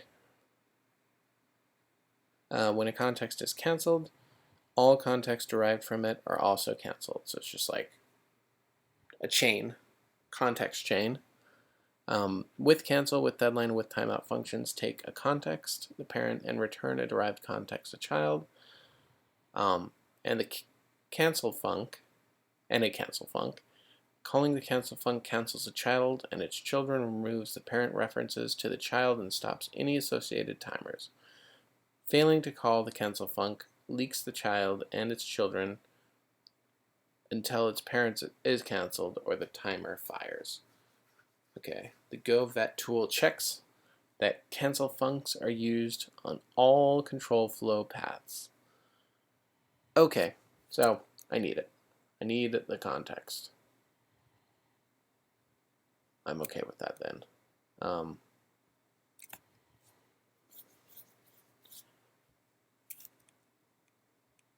let's go back. Where was I? I was here.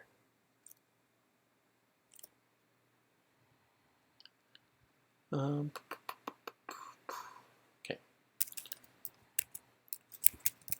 That's an RTM FM if I've ever seen one. Right, I could have just read that and saved a lot of time, but we were chatting. URL conf auth code URL. Redirect the user to the consent page and ask for permissions for the scope specified above. Okay.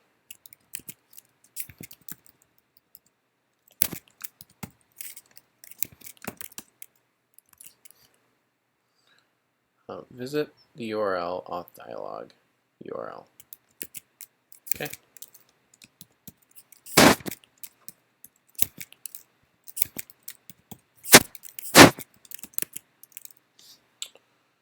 And then use the authorization code that is pushed to the redirect. So fumpt scan in code token conf exchange context code. Okay.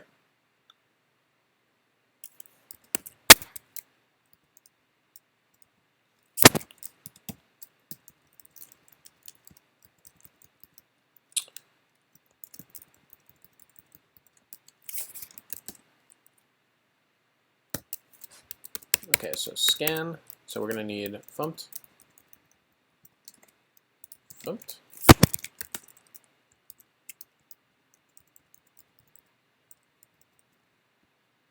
Client get ... Let's see what happens here. CD to get terminal multi go build error undefined conf context conf undefined conf. I thought I defined context. but I didn't. Slash context. Context.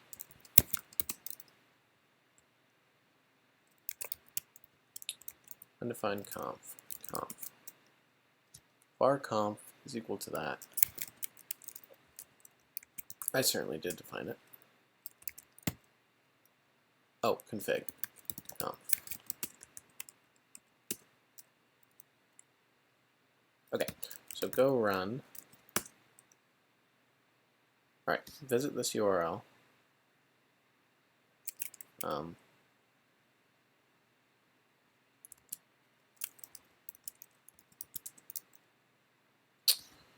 In missing required redirect URI.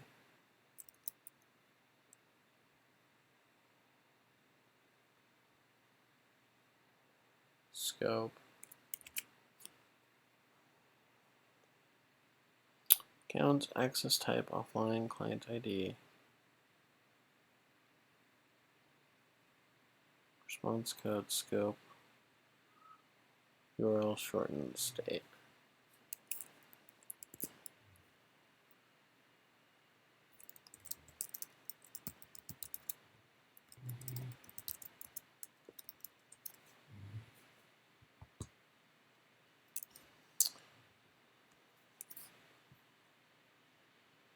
When defining the Google strategy, the JSON key should be callback URL instead of callback URL. URL.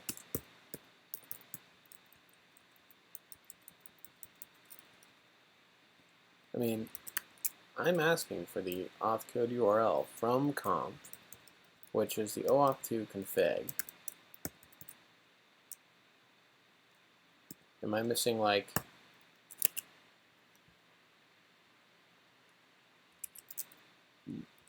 okay.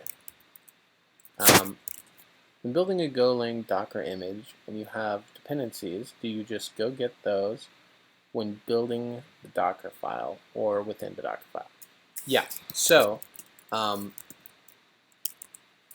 when you're using Go modules, so Go. Let's see. Here you go. Go install will compile and install packages and dependencies, right? So you can just go install, and that's your build of the first image, and that creates a binary out of the source code. And this all happens on your build server. And then you take that compiled binary that's compiled for production, and you can copy that into your Docker image. And then from that image, you can start up a container. I wasn't able to get modules to work, so I just started going for Docker files. Fair. Definitely take the time to try to figure out what's going on with the modules. You can paste any error codes here, and I can try to help you work through them. Or if it's open source, you can just link me the repo, and I can check it out that way as well. Yeah, but Go install will do all the installation from your go.sum file, and it'll install all these dependencies for you and link them into your binary. Yeah, last error I ran into was that has to be $, $sign before Go 111 module. That's an environmental variable in Bash. Running which Go returned Go. That makes sense. What was the error when you tried to do Go mod init?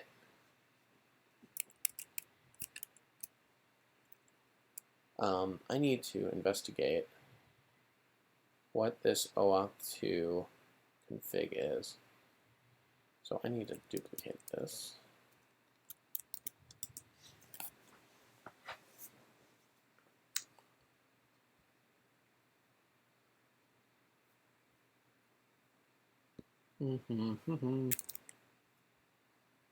What do we have in chat here? Can I see that?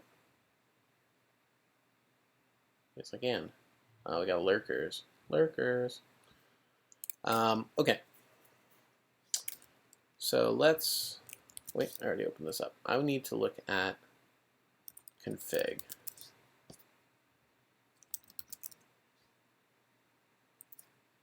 So we've got the redirection URL, and I think that's what it was complaining about, right? So if we get out of here,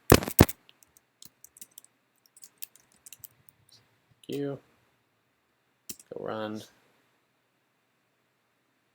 and we take this URL, paste it, redirect URI needs to be specified. We can see we've got a redirect URL here that we can specify. Go cannot determine a module path for source outside of GoPath. No import comments. Oh, no import comments. Are you actively importing? No, it shouldn't matter. Yeah. So let's look this up.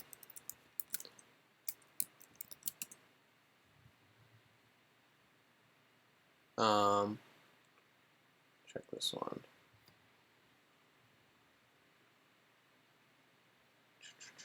Since you are outside GoPath and there were no import comments, it could not guess the module path. Please supply the module path you want. Go mod init module. And you're in the current directory, right? And you're in a directory outside the Go path.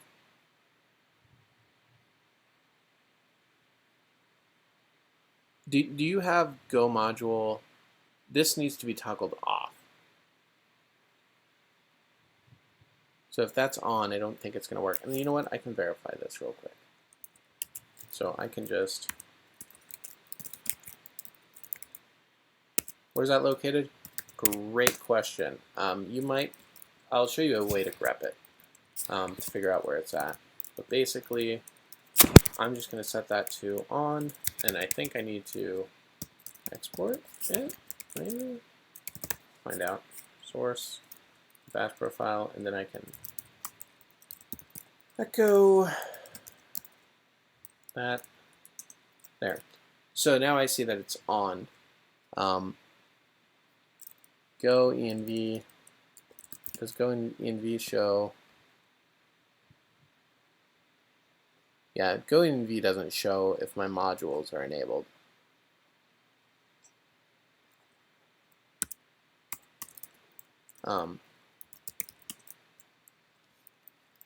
So basically, to find out where it's at, you can say grep recursively from the root for Go 111 module. I'm not going to do mine from the root. I'm going to do mine from my home folder. See if that works. No such file or directory. Grep what? Right. So, oh god, I forgot how to grep recursively. Grep recursive.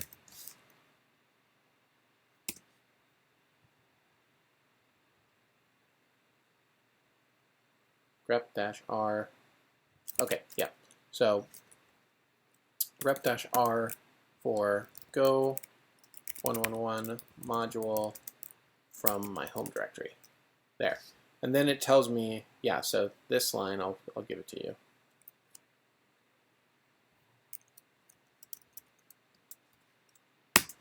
And that'll search your home folder for any file containing the string Go111 module.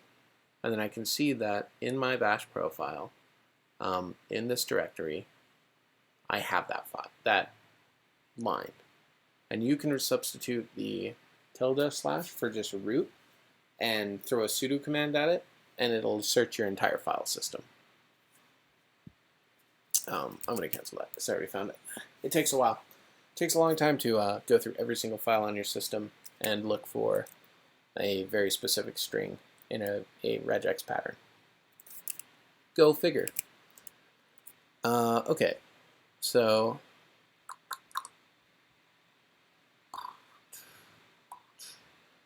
all right, yeah, see if that works for you. And then I enabled mine, so we'll just make a directory called testing. We'll cd into it, and we will go mod init test testing.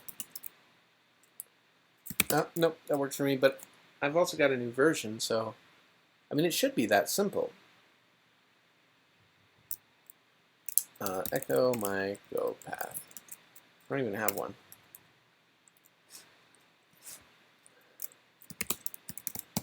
Yeah, so I'm not too fully sure what's going on with yours. You might try reinstalling Go. And then what you could do is you could start a Docker container, install Go, and try to do it from in there, and that'll isolate your environment, and then you'll at least know that it's something in your environment.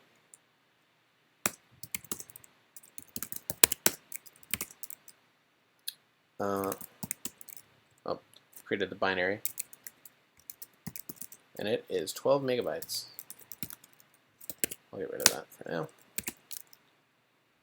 Okay. So we need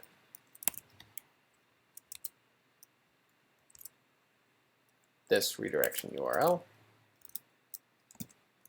and we're going to say http:// localhost port 8080 / read authentication. What am I, glutton?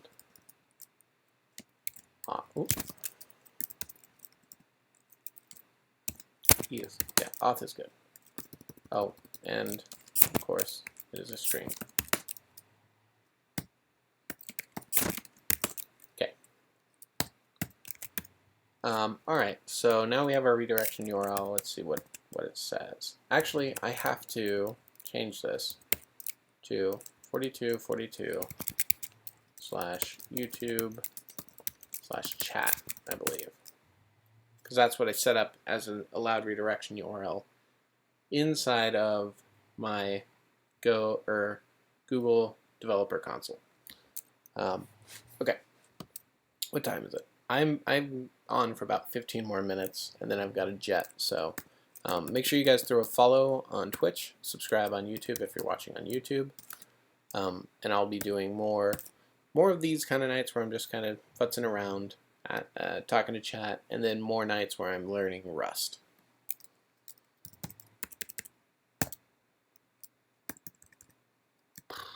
What was I doing? Okay, I need to delete this buffer. Then I need to go run here.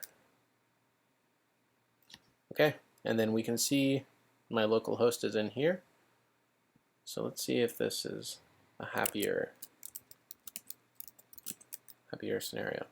URL mismatch, does not match authorized. I need to cover my screen for a second. Pardon me.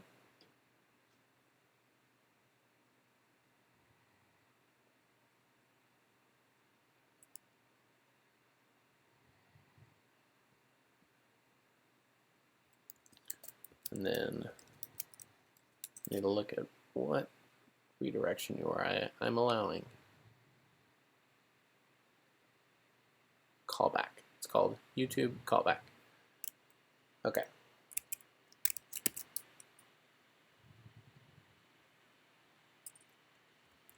So instead of, what am I doing there? Okay. Port C, callback.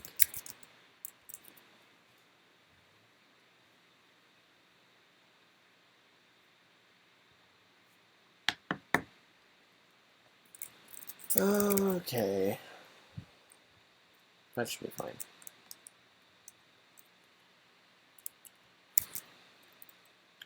So now we have this URL that we run. We did it! All right, let's see what happens. Manage short URLs. Yes, I want to do that. And we get pushed back to 4242 with the state, and our scope is set to the URL shortener, so that 100% works. Great. So that's a happy moment. Everybody's happy. Everybody cheers. You did it. These swap files I need to ignore, but I want to ignore them super globally. So in my git ignore globally. What was inside the mod file for your test? Yeah, just a second and I'll show you. I'm going to ignore anything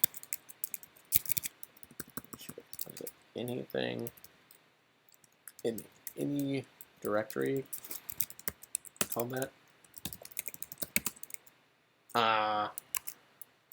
Git ignore swap everywhere. There's only one line inside mine, module main, then yeah. So inside of go.mod, mod, you would have this module main and then go here. And then if you type go get, and then, so like for example, you want .env, so if you type go get github/joho/go.env, it's going to put a require section in here and it's going to create a sum folder. So it sounds like you got yours working.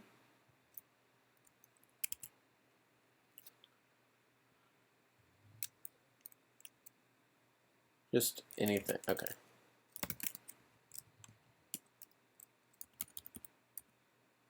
Oh, I don't know what I was thinking. Anything. Okay, git status. Why? In your home, you can add the file git ignore, align this. Vim also creates swap files.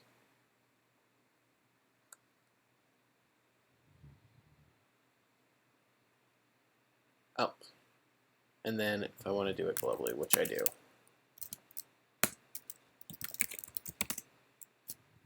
There we go. There's only one line. Yeah, so go get a package. Git add main.go, or we'll say git add patch. So fumped log and all this stuff.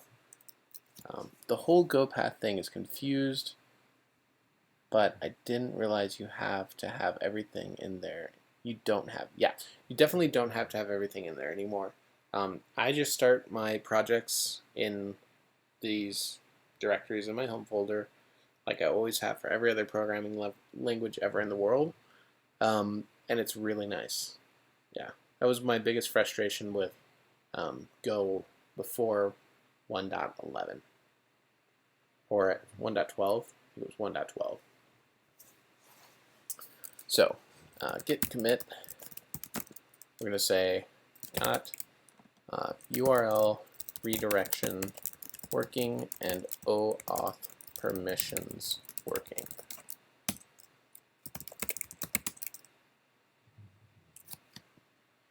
Cool, so now the module actually has all the dependencies in it. Yes, it does, and then when you do go install, it's going to take all those dependencies and it's going to shove them in the binary, right? So, or go build. It's going to push them into the binary, and then you can see in your binary, like mine is 12 megabytes, and that's the entire Go runtime and all the dependencies. And then I can just execute multi-stream, and then boom, there it is, working as a binary that I could just ship off to any server, right? I could take this and put this on a Linux server. And if you're building for Windows, you can build that into your Go build architecture. So like go help build. And then you can like let's see, Windows. Yep, so then you can say race, enable race detection. Nope, that's not what we wanted. The exe stuff is added when writing a Windows executable. When compiling a single main package, build writes resulting executable to an output file after the first source file. Go build writes add and add exe.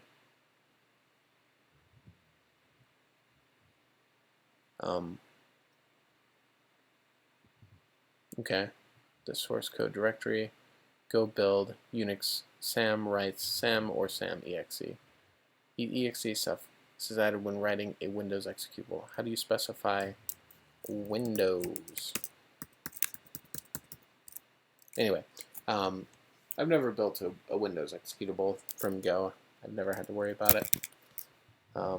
Cool. So I'm glad you got that working. You didn't have to do doc or anything weird to get it going, right? Let's see, what time is it? I got 10 minutes. What can I do in 10 whole minutes?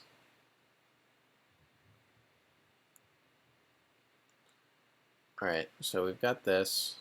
That's it, right?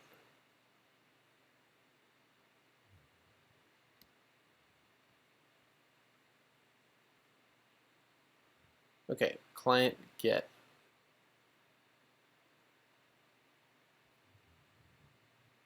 And so wait, what is client again?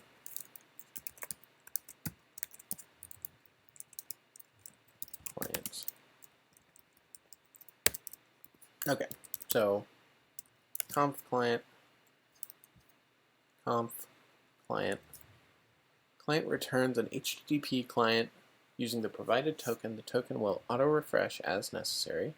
Underlying HTTP transport will be obtained using the provided context that I passed in. The return client and its transport should not be modified. Okay, so we go and check out the client. And this is just an HTTP client from the HTTP library. And at that point, we've built this client with all of this context, and we can just start using the client, right? Service URL get short URL.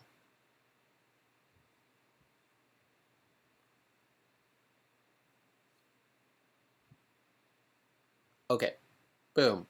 We created service out of the client. So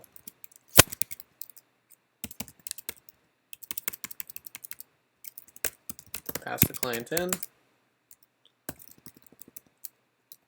Oop. Service. And so the URL shortener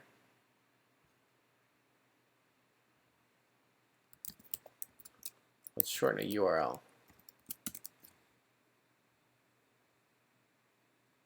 Google URL shortener for product documentation. We're not interested in that. Service. New. Gives me a service.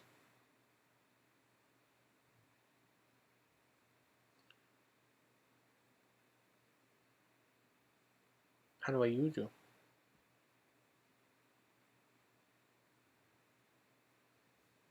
Okay. Create the client. Create the service. Once I have the service, then what?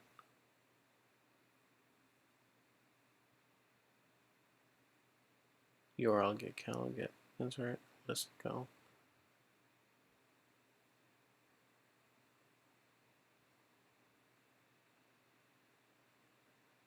I mean, I don't want to like.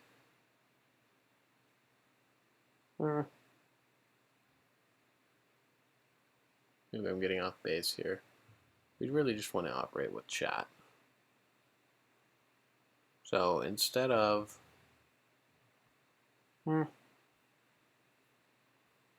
getting tired,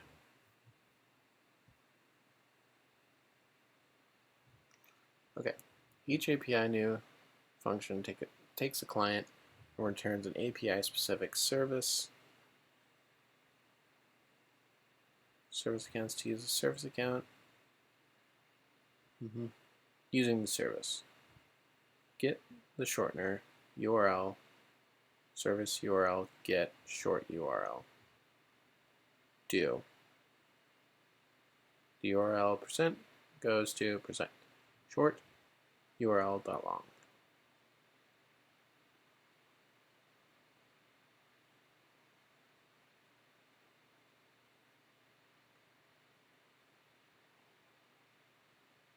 Oh, that's just to get one. I want this. So service URL. Where? Package OAuth.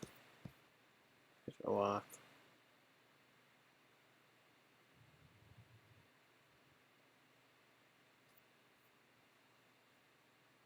URL.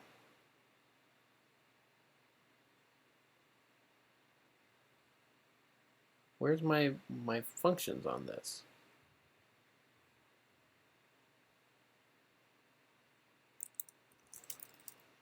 Func like get. Okay. Insert URL creates a new short URL. That's what I want. So this would be service.url.insert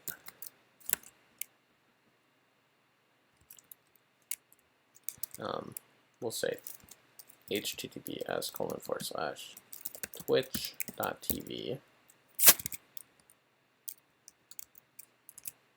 We just insert it, and then we'll just funct print line the short URL. We'll just ignore any errors for now.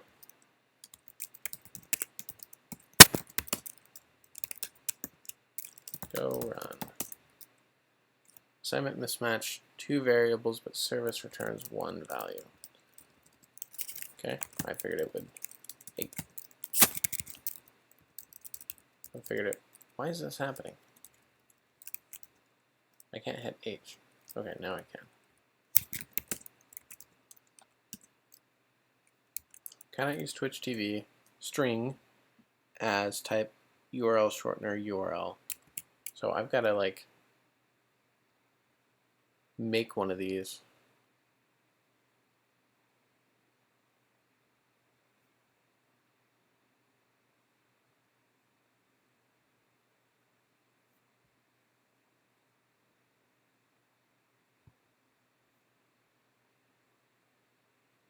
Marshall.json URL history.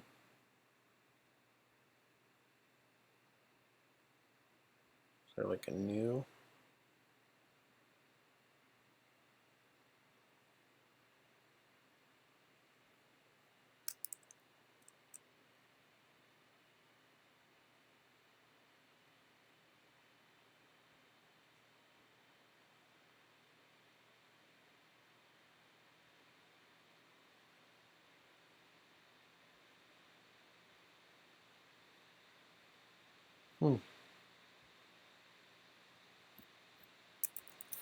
Create.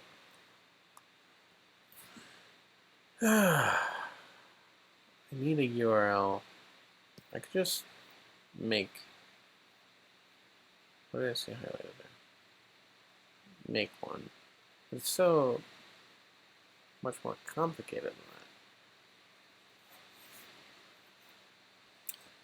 that. I'll have to look up an example.